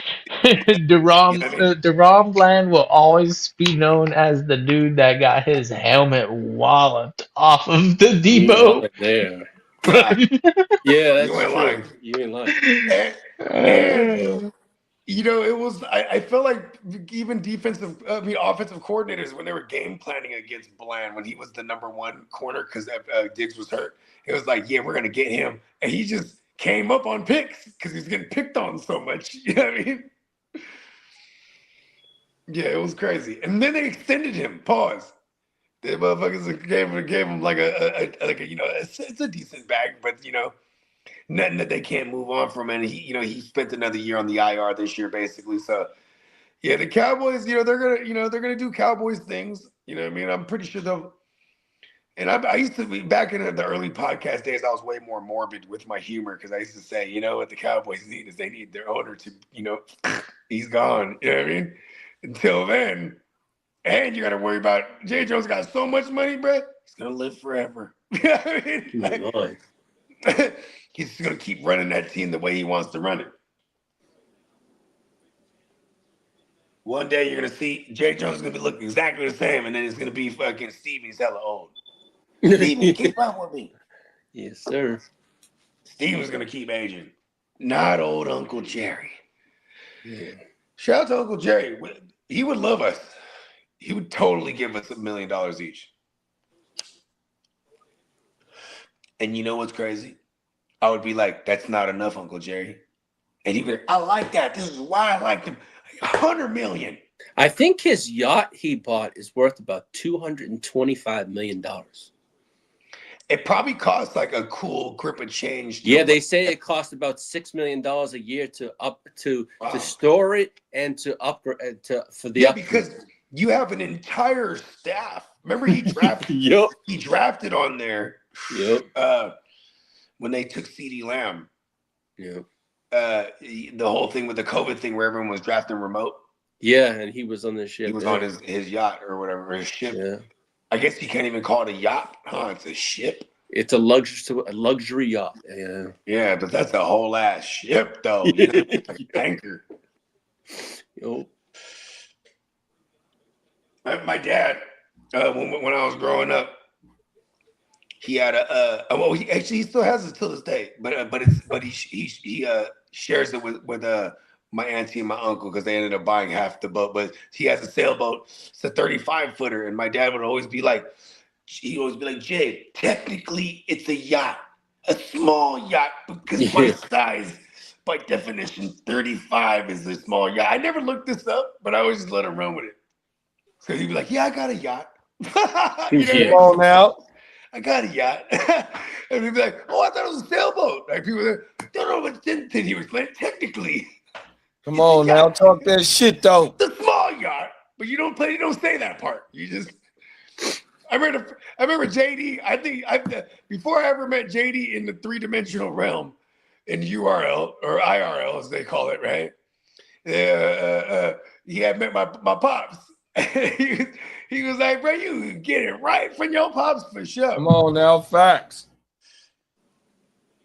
Oh, my mama, we was out there early in the morning. I'm doing the yard. He like, JD, you want a beer? Hell yeah, crack that motherfucker, man. We out there on my mama talking that shit. Oh, everything. Yeah. My cousins and them, they on the yard, and me and Big CJ, we sit.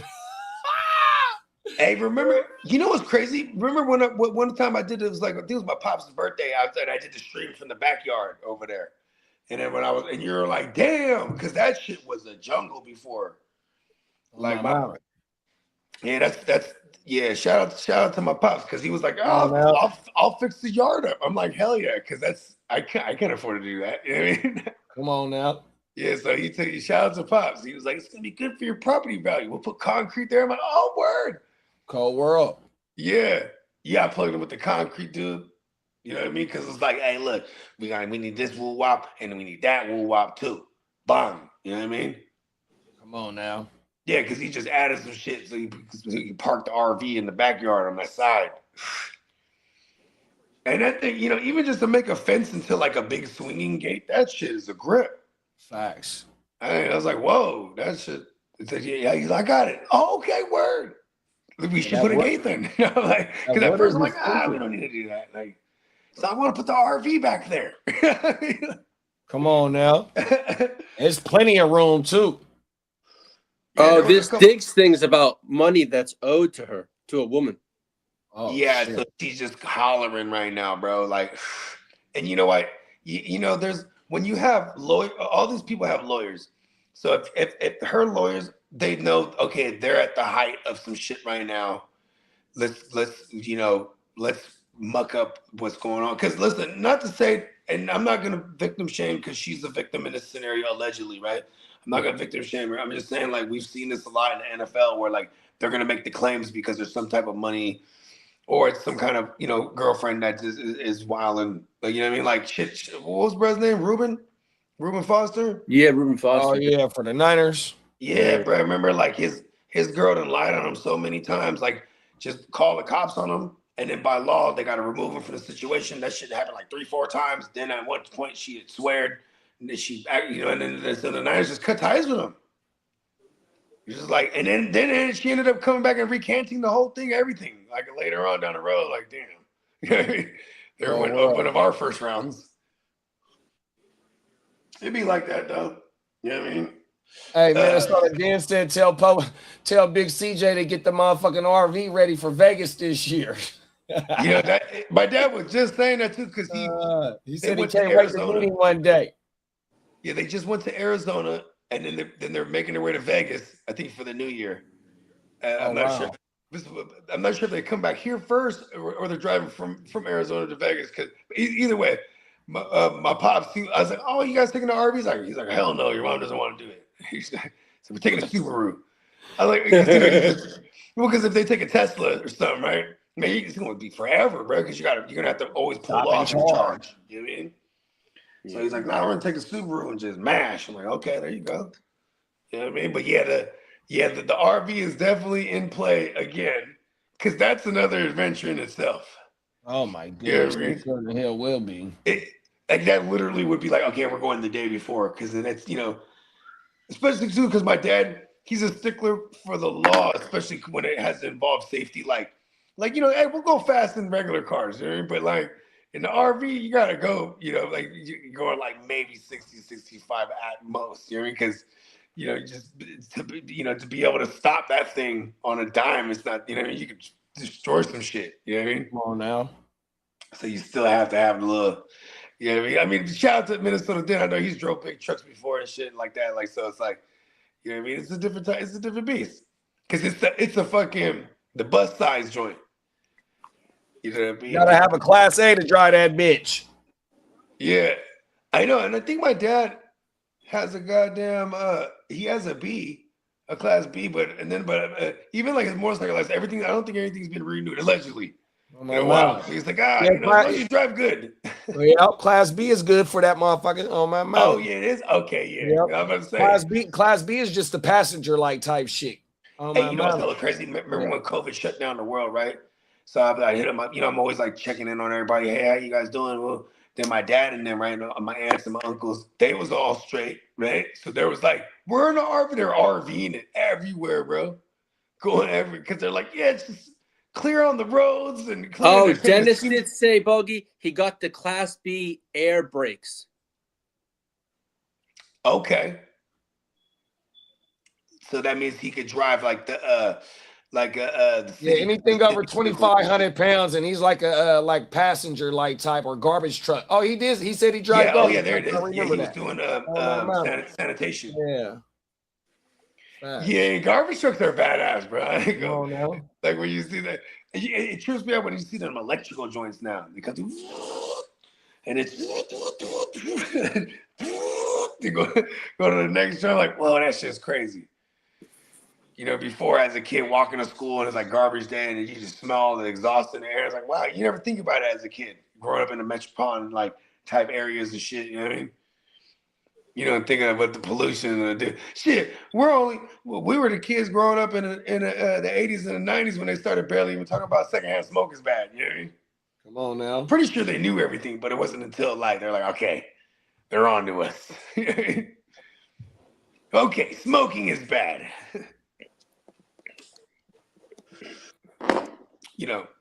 Unless it's medicine. Medicine is good for you in moderation. And I highly suggest you talk to your doctor and or physician. Yes.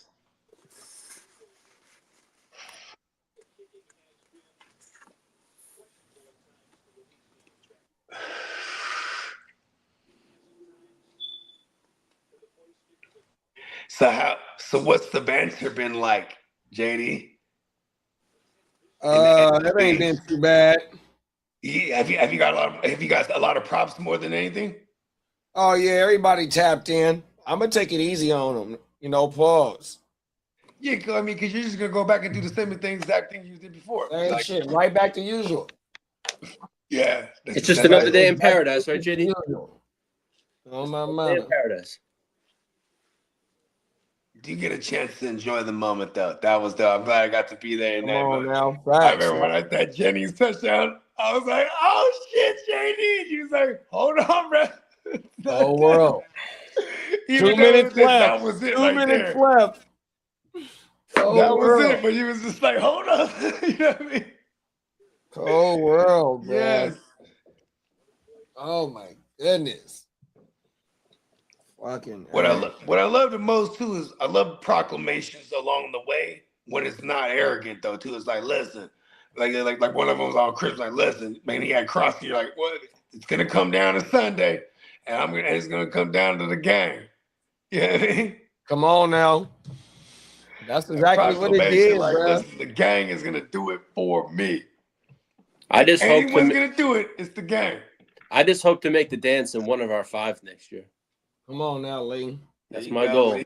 It's my goal. I got the West Side, the Gen Well, the Nice Guys, the Gen Sav, the D-Gen, and the Next Gen. And I know I have some teams that can just with those picks I can do so try and get into one of those dances next year. That's right, bro.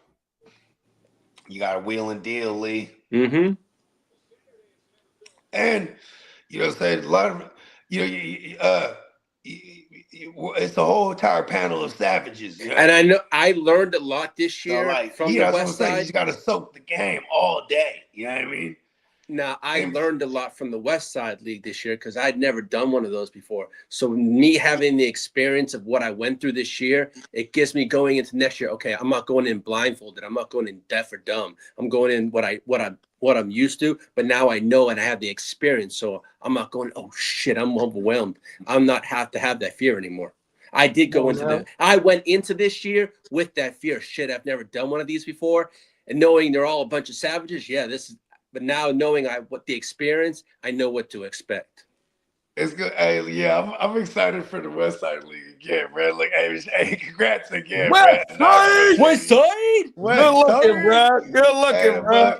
And you know what's crazy too is like we was on the verge of having, you know, of course we got, you know, me and Diamond Joe, we're East Siders for life, and same thing with you know, we're gonna do every league, you know what I mean? But like, you know, bringing in AJ and Adam, and they almost went the distance. It was like it was good to see Derek and you be the ones that duking it out at the end. You know what I mean? So like, okay, AJ and Adam, they both in the East Side. Yeah. Oh my mama. And they were fillers. Well, AJ was always gonna be in because AJ's the type like, what are we doing? Yeah, let's go. Like AJ's always with it. Talk and then Adam, we went because we needed one more, and then you know, or we were just gonna do 12. And then, you know, AJ was actually the one that was like, hey, yo, Adam, you ain't going to do it? The fuck, I'm in it. And then he was like, all right, fuck it. You know what I mean? Like, because we were all, you know, he was already in Vegas with us. You know what I mean? So, you know, Adam on the spot. And Adam, you know what I mean? Shout out to him because, man, he had the craziest winning streak, the longest out of everybody. He did. You know what I mean? He went from losing all the way until he won all the way until he lost in the semis. You know what I mean? Facts. Yeah, pretty crazy how that worked out. Yeah, a hell of a season. Hell of a roller coaster of a season. Right? And then he won third still. You know what I mean? Which is money back in our league. Come on now. I mean? Yeah, so shout out to him. Fuck yeah. Yeah, it was shout out to the whole West Side, man. And look, and you conquered the two main live drafts that you had this year. Two live drafts, bro. Oh my mama. Gotta emphasize that. That's crazy work, right? Different beast in the live draft. Oh world, bro. Well, as of right now, right? If the playoffs start today, Buffalo would get the Patriots. Oh shit. Who does Buffalo got to close the year? The Jets. No, the Jets at the Patriots. Oh yeah, no, the Jets. No, the Jets. The Patriots are the Dolphins. The Dolphins. Yeah, because the Jets just the Patriots. But as of right now, it shows the 7 would be Buffalo and New England too. So that would be that'd be fuck. Yeah, didn't it? Who's Buffalo playing this week? Let me take a look at the schedule. Because I'm like they might have an oop here. Hey, Derek said he appreciates you, Bo. Oh yeah, man. Appreciate you too, Derek. Come on, salute. Hope you feel Week 18. Okay, we go. Miami plays New England, and the Jets get Buffalo at Buffalo. Yeah, see, they do got the Jets. Oh yeah, that's a straight alley-oop right there. They're finna win that thing. So they're probably not going to play the Patriots. Is what I'm saying.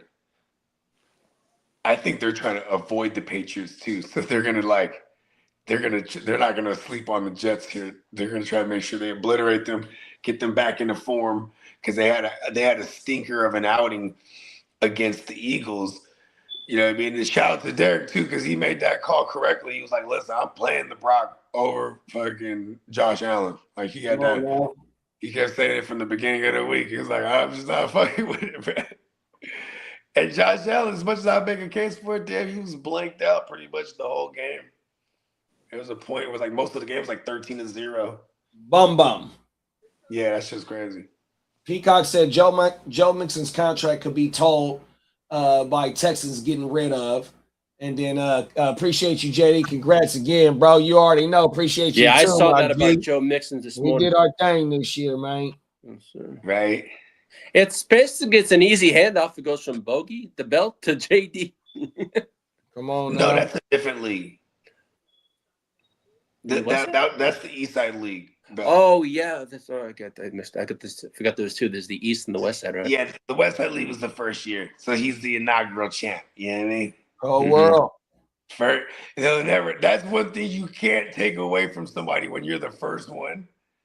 Yes. Oh It's world. like, yeah, people can win the title after. You know what I mean?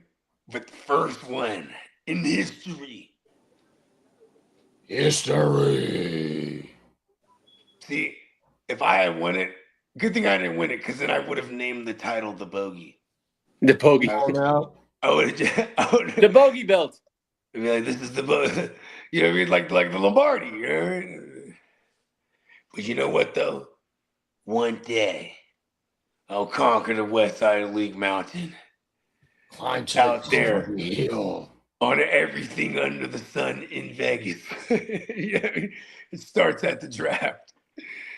Yes. This was gonna be epic, man. Hey, we gotta get you something special. Maybe I'll get you like a title belt or something. I gotta get you something. It's not gonna be something that gets passed around, but we're gonna get you something. Yeah, the Glorians to the death. We gotta get you something for the inaugural joint. We're gonna get a gold dip bag of bugles. There that it can't is. never be opened. Trust me, I'll have the owner send me a bad box. Yes. I know James one thing. I I swear to God, I was thinking last night. I said, you know what I need to have delivered to Vegas is a box of bugles and pass them out for everybody while we drafting. I'm pretty sure they got bugles out there though. Yeah. Come on, bugles now. was my shit when I was a kid, bro. I still get the motherfuckers from the Dollar Yeah, they Tree. started coming out with mad flavors after. I like the cheddar one. The cheddar one is my favorite one. Yo, bro. man, that's the nacho cheddar is my That's my jam. favorite one. I love them bitches. I had to take a break for a while though. I bet you did. My big mouth. I needed a break. 50 of them in 2 seconds.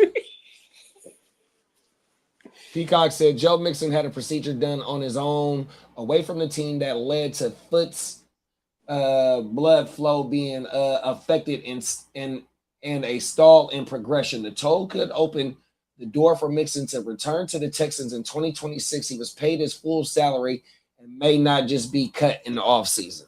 Uh-oh. Is that grounds for that? Just letting him go? Doing it on your own? It sounds like he might got action at coming back. It's not like that he wasn't fucking off or nothing like that. He just had his Procedure. own doctor do the procedure, and then it was a little complication with the healing. So it wasn't like he was fucking off and not trying to play football. It's just that the procedure had a little hiccup. That'd be wild, especially screwing it. That would mess up Woody Marks' stuff, wouldn't it, though? Would it affect it? Woody's still gonna be around. I mean, He would he's sit like around, yeah, exactly, because he's on a rookie contract. Fifth round pick that they hit on. Exactly. They let him ride his whole 4 years out. Yeah, exactly. Everything. I'm just looking at Mr. Mayberry's team, making sure he gets his things in there. Oh, for week 18, huh? Yeah, I'm just making sure because he's working on a trial. That's why I'm helping him out. Hell yeah. I mean, I've seen the players that are available and the players he got, but I mean, let's see. Let me just see what he's looking at here. I missed a little bit of the news, I think. What was the motherfuckers that's already been ruled out for this week? I can tell you right now. Hold on a second. I have pulled up on my mini iPad. Hold on. On outs for the 18. Outs for 18. Okay. The Colts are going to play Riley Leonard, right? Eagles are considering resting some starters. Rams are going to play some starters and not play others. Burrow will play. Herbert not. TJ Watt they're optimistic TJ Watt can play. Josh Allen's going to play week 18, but I think he plays just a limited because he has a streak going on. So I think he plays like a little bit, and then in comes Mitch Trubisky. Harold Fannon's done for the year. Gino's done for the. My bad. What's his streak? Like it's active game streaks, I believe. Yeah, starting. Okay, yeah. They call that the Iron Man. They call that the Iron Man streak. I think he starts like for one play, and then Mitch Trubisky comes in. You know what's so crazy is do you remember with Eli Manning? He had at the time when he was still playing his last year, he had he was the reigning Iron Man as far as consecutive starts. Then right? he got benched, and And bruh they benched him. benched him for fucking Oh, my mama, I Geno do Smith remember just that. to fuck him up out of Yeah. nowhere. I do remember that. Remember that shit? Yeah. Okay, go ahead, Lee. I just wanted to bring that up. And then you got Overall. Darnell Washington's done for the year. He had a season ender. Jalen Waddle has a rib injury, but he's expected to come back week 18. Rashid Shaheed, concussion. He's going to be back for the playoffs. And Luther Burden's dealing with a quadricep injury. You know, it's crazy for when I used to be a DFS fanatic, and shout out to Heart Star Kev. Excuse me, Miami Kev, right? Perfect. Come on now. He'll tell you there's money in this last crazy week 18 in DFS. It's crazy. Like, yeah, good thing I'm not that level of degenerate no more. See, I downloaded Chalkboard because all the other apps here in Texas you can't use for betting, but Chalkboard's one of the ones you can use here in Texas now. So y'all can't even do DFS out there. You can, but yeah, I think you can do FanDuel or DraftKings. No, 100% you can. I think he might be referring to the betting on like the teams and stuff. Yeah, like certain teams you can't. Because Sven, shout to Sven. I used to do DFS content with him. Like he used to bring me on their show back in the days, and he was a big DFS guy, and he's always lived in Texas, and he plays for real. Yeah, because that's like us, Lee. We can't do sports betting, but we could do the fantasy shit though. It's called a game of skill. You know, we could do the over-under and shit like that for the player props and shit like that. But we don't do sports betting. Yeah, they won't let us bet on like money lines or spreads and things of that nature. Yeah, it's kind of weird. I mean, I guess the people keep voting against it. Right. It just came up again last year where last November they not last November, but last year's November, and they voted against that shit in Cali. Peacock said he gonna take $100 next take $100 and make it last all year in DFS and see if he can make a profit. That's how you start your bankroll off. No, that's a fact. Facts. That's You just gotta play smaller units. Pause. On my mama. You know what's so crazy, bro, is when you look at this. I still remember this in the off season, and this is hella my fault because I was like, we gotta go and bet some hella shit, like future shit. Facts. One of the ones on one of our shows that we all agreed on was betting the over on the New England 8.5. Like, and it was funny because like, why is Vegas giving New England a 4-win team last year 8.5 just because they added Vrabel, but it's like they knew it. You know what I mean? So I was like, bro, and that would have smashed because like, I just forgot. Like, I was just in Vegas having too much fun with the homies. Pause. Just in case it sounded weird to anybody. JD, what time's the game tomorrow? 4:30, I think my time. Okay, so 6:30 your time. Okay. Ooh, it's an early joint for us. Tight. I think they the only game on tomorrow. And then it's New Year's. There's like a bunch of games on the first.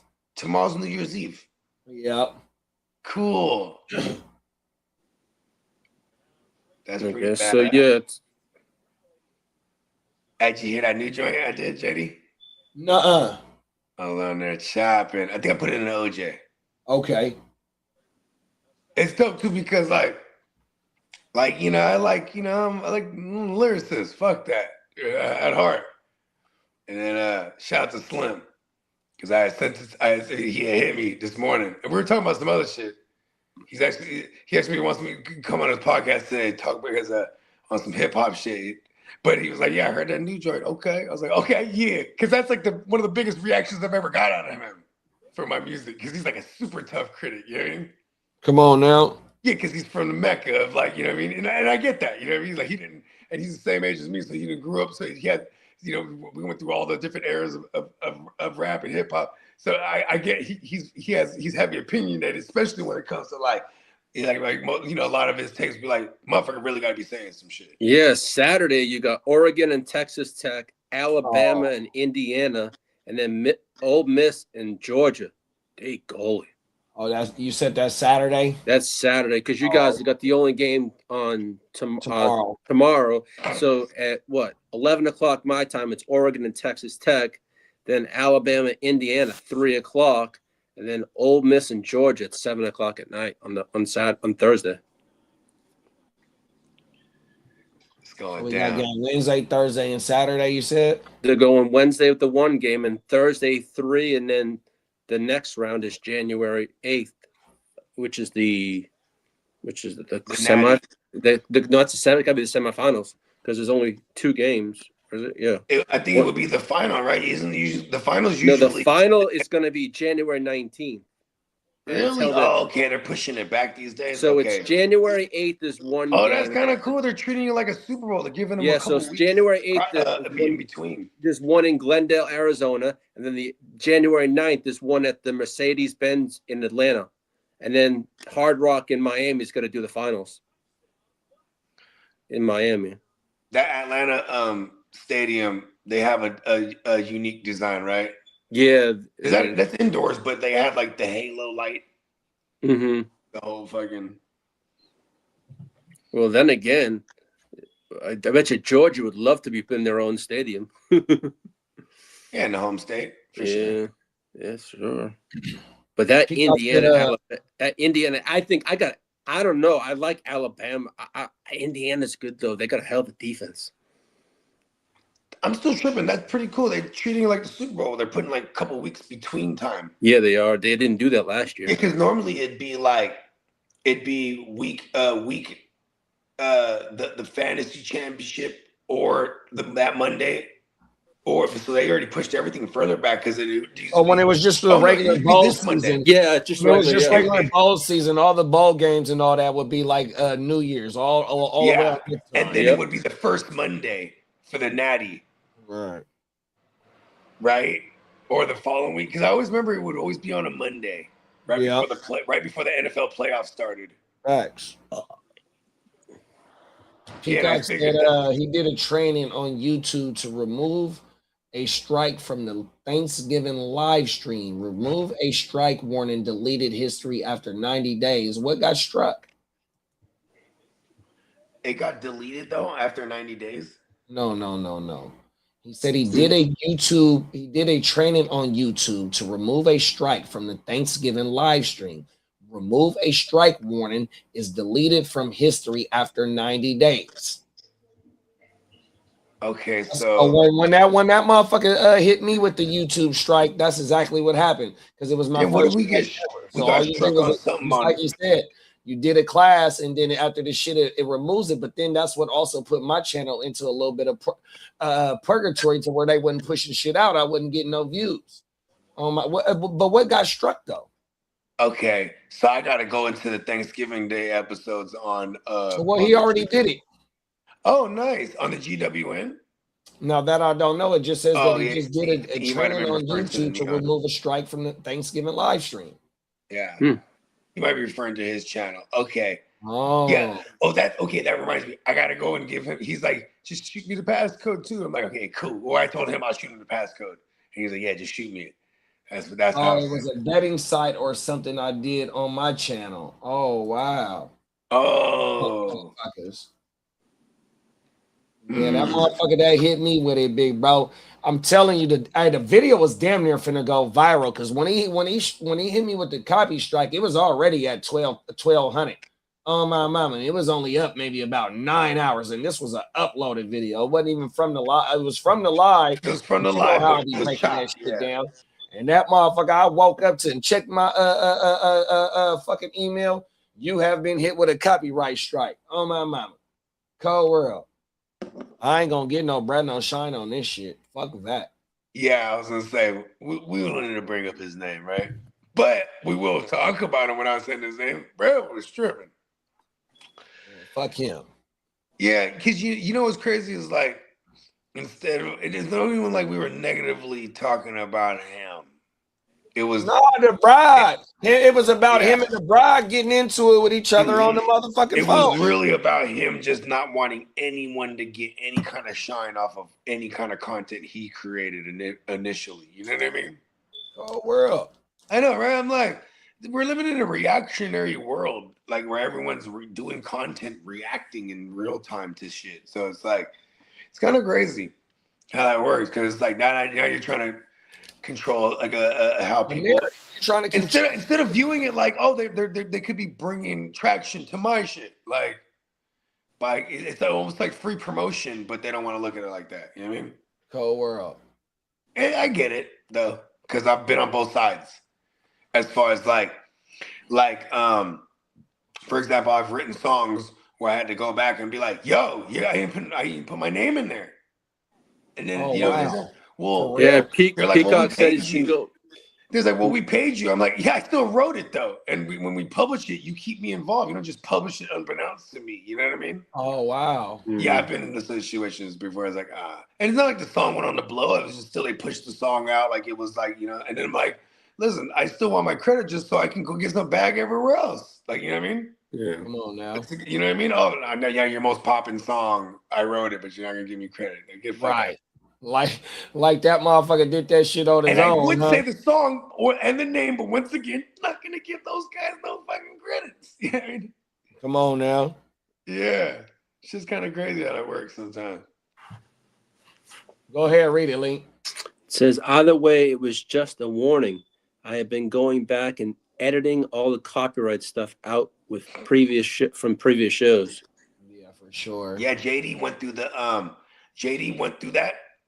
the other month, and he went on his channel, and then he was like, yeah, now after every show, I'll just check it. Boom. Is there anything needed to remove? So you can remove it right away. But the copyright strike is different than the recycling copywritten material or partially copywritten material. Copyright strike, you get 3 of them, your channel's done. Yeah, but it's also because that fool was and usually a copyright strike is either something that's contrary, like say you show some NFL shit, right? But in this case, if you show someone else's content and then they go and report it too. You know what I mean? Like I remember I had this idea this one time, right? You remember Talk Soup and like Taj.0 and all those. Tosh is my boy. I still watch his clip to this day. Yeah, I at one point I was like, what if we do like a fantasy?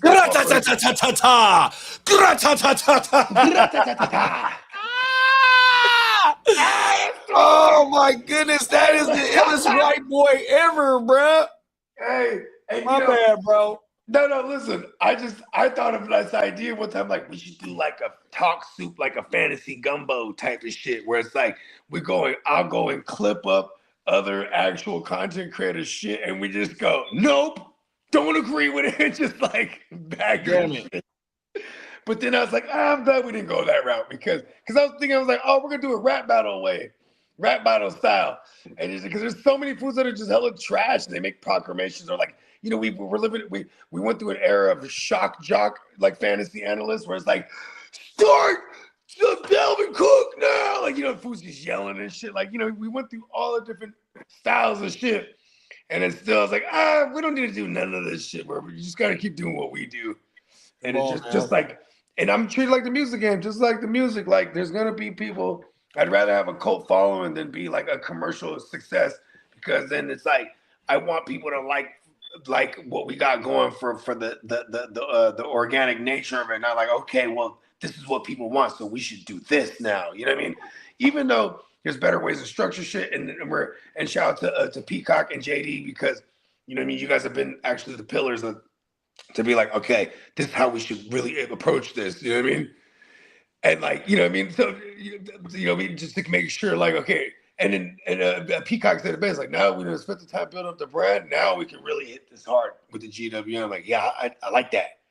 Because building up the brand that's the most important part first. A lot of times, not everyone can strike gold right out the gate. So building and establishing a brand, in this case, that also comes with a community. And we don't just let anybody in. You know what I mean? Okay, everyone's welcome to rock with us, but at the same time, too, it's like the ones that rock longevity with us, that, you know what I mean? It comes with longevity. So we have a good community because, it's like I'm trying to get a meal up out of Canada for Vegas next year. Like, let's go. You know what I mean? Like, I'm trying to get everybody out. Like, Johnny's coming out next year to Vegas. You know what I mean? Like the Vegas thing.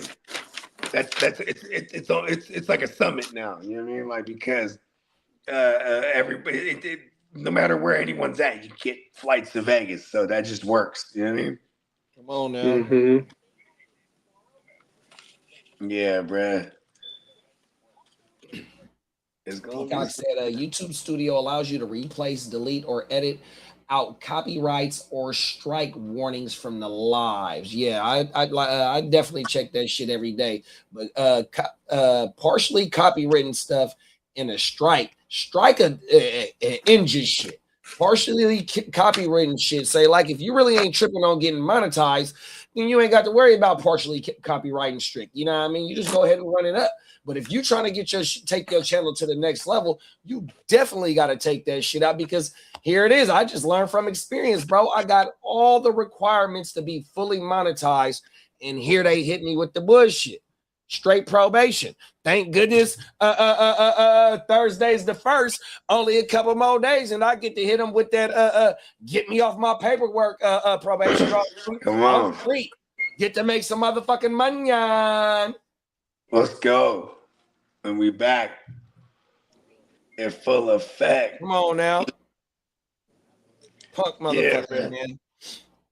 Hey, you know, I love it too because like this morning I issued out a bunch of bags to some winners, and you know what I mean? You know, and you know, I'm about to when we get off here, that's another thing too. Gotta allocate a bunch of fundage to some winners. And I love it because you know what I'm saying, that's what we do. Motherfuckers get paid on demand. Because at the end of the day, too, we not only do this for the glory, do this for the bag, B. You know what I mean? Oh, now. There's big old pots of gold at the end of these rainbows, man. And we ain't playing. We ain't playing, bro. We ain't playing. Oh, world, bro. And that's the thing, bro. There's too much motherfucking money out there in these fantasy football streets, bro. We're barely even scratching the surface, I feel like. Come on now. Them is facts. And you know what I'm saying? We're not even selling the I'm service. gonna tell you like this with some of my winnings, bro. I'm finna go invest in my heat press. I told motherfuckers Hard to Start hoodies is coming real soon, bro. I'm finna go buy a $500 heat press. Finna go down to Lodi, which ain't nothing but about 10 minutes away from you. It's a wholesale store that do all that got all plain hoodies and all that. I just gotta figure out how to put the motherfucking press on the hoodie because I had some hoodies printed up before. You know what I mean? 100%. Yeah, I remember them. On my mama. So now yeah, they're like collector's items too. The first wave. I'm finna give me some Hard to Start hoodies printed up by me on my mama and start jugging them bitches. You know my man Prime One, right? So Prime One, his brother, he got a whole shop. Like this is what they do. So if you're ever looking to, and you could even bring your own product just to get pressed, they could do it. You know what I mean? And I'll get you in on the family discount type of shit. You know what I mean? If that's the case.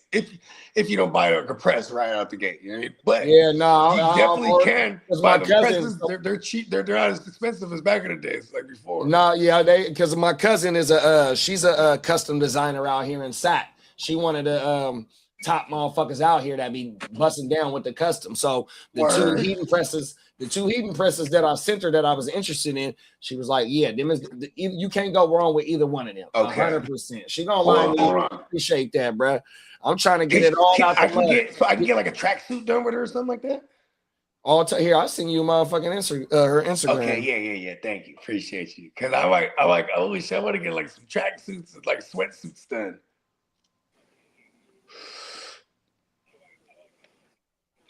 I want something I can print on tracksuits, and I want to be able to bring it to them. Like, all right, boom, I got this. I'm gonna print on this shit.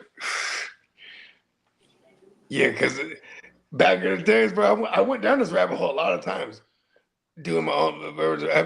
Back in the days, I tried to launch this brand called 408. So it was like a big number 4, and it said 100, and then there was a little a little 8 after. You know what I mean? Come on now. Yeah, you know what I mean. But I was trying to go ambitious. I wanted it to have like, because back then, you remember them area code T-shirts? They used to be like a thing back in the day. Yeah. Yeah, you know what I mean? I was like, yo, I'm gonna get them motherfuckers with just be like, I want a tracksuit or a sweatsuit and it's just printed like hella little 408s everywhere. But then I was just like, I got over that quick. But we did do a couple samples. You know what I mean? Back then, and I was like, oh, okay, this shit. I was trying to get embroidered shit, and I was like, oh, this is like press-on shit's the way to go, though. I mean, you just want to pump out some volume. You know what I mean? And press-on shit is clean. Shout out to neonpeacockmerch.com too, by the way, because you know what I'm saying. Now. Yeah, man, we've been able to. Man, shout out to Peacock. He's able to put a lot of our imagination to clothing. You know what I mean?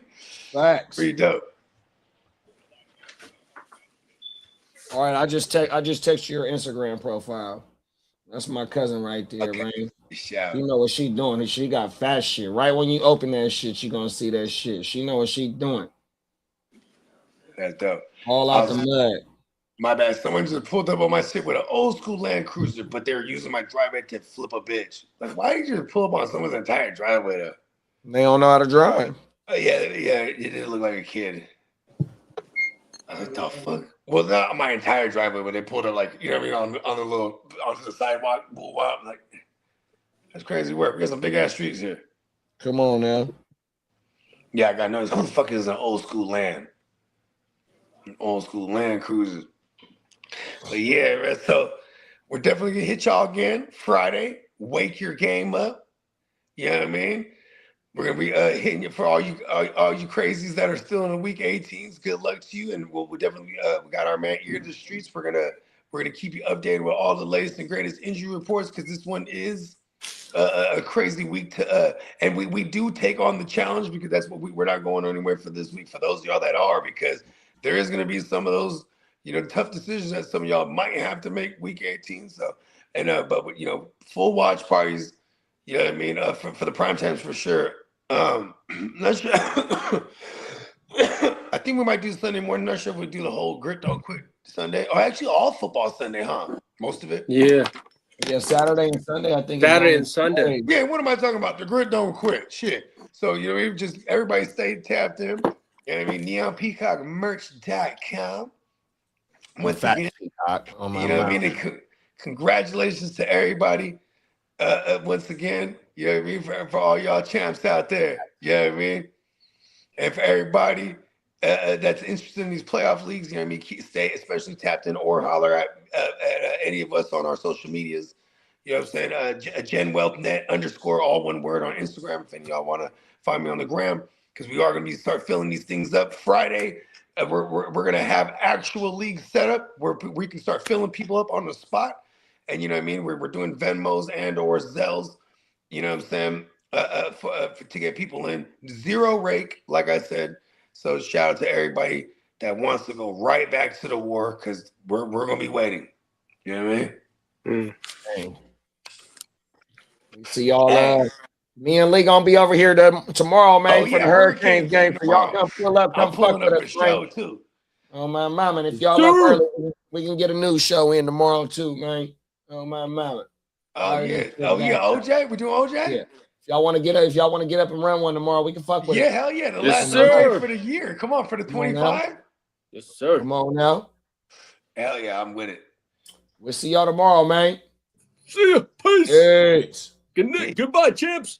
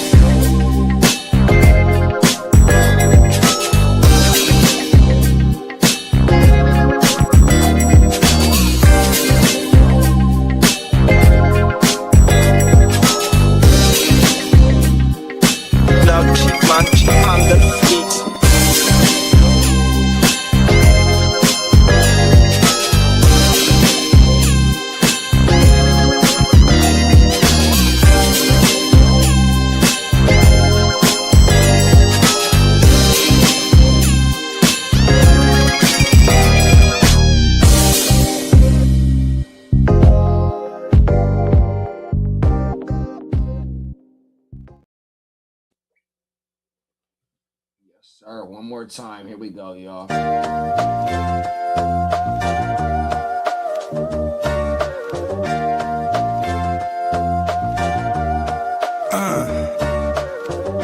Rock a drum to the beat like a metronome.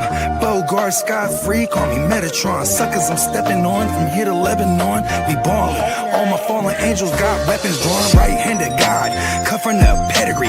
Let it off, put that on the mob, we gon' let it ring. Heavyweight, smoking hella gas, watch me levitate. Always late, time don't exist in the astral plane. Clocks grill, never make a mountain out of molehill. God's will, mobsters, eat lobster and oxtail. Big dope, mean we keep supreme clientele. Shine like a Ryan belt, iron behind the belt. By the power of God, I swing the beast by his tail. Come hella high water, I pray I won't fail. In my own category, all by myself. As I'm gon' kill them all, only time will tell. Smurfs get murked, pop you like a perk. I'm popping in the east, they heard that Poppy got to work. I'm big dog status, who you tryna fuck with? Barking up the wrong tree, I'll put you pups on the pub list. We gon' show up and show out. Showstoppers, we gon' shoot it up at the showdown. Showing no emotion, got the show on the road. Never sold my soul just to rock a sold out show. You know how the saying go, the show must go on. Showboating, when it's showtime, I'ma show off. That's for sure, I'm a shogun. Guess I go to show, I ain't even got to show y'all. Said what I said, follow my speech pattern. Hella chips, hella rings, like I'm trying to be Saturn. Blue chipper draped in red, but only the green matters. Shoot the shepherd in the head, watch all of you sheep scatter. Metatron's cube, bet on the truth. Stomping out the devil's roof, looking out for the gumshoe. Hella kicks like kung fu, stacking what we up to. Franklin's we gon' come through. I know what time it is. I know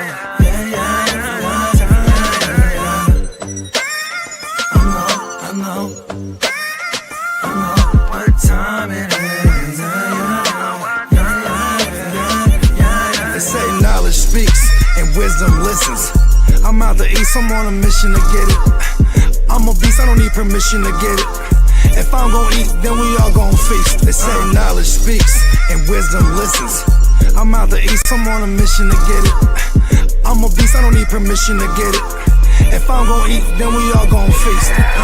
Rock a drum to the beat like a metronome. Bogart, Sky-Free, call me Metatron. Suckers, I'm stepping on from here to Lebanon. We ballin'.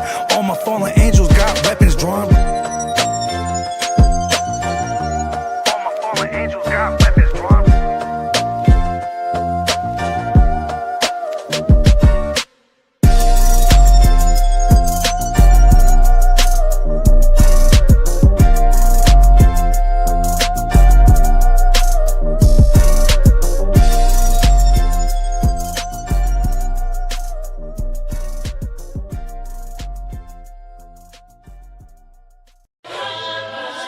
Man, watch out. Look out, bruh. Watch out. The fuck out. Man, watch out. Not the one to fuck with, I'll up it, I'll draw down. End of discussion. I'll push a button, get the bus and lay y'all out. Man, look out. Guess who got the jug now? I'm just trying to do my thing. Every time I do my thing, I pack that thing. All of that ring make it sing.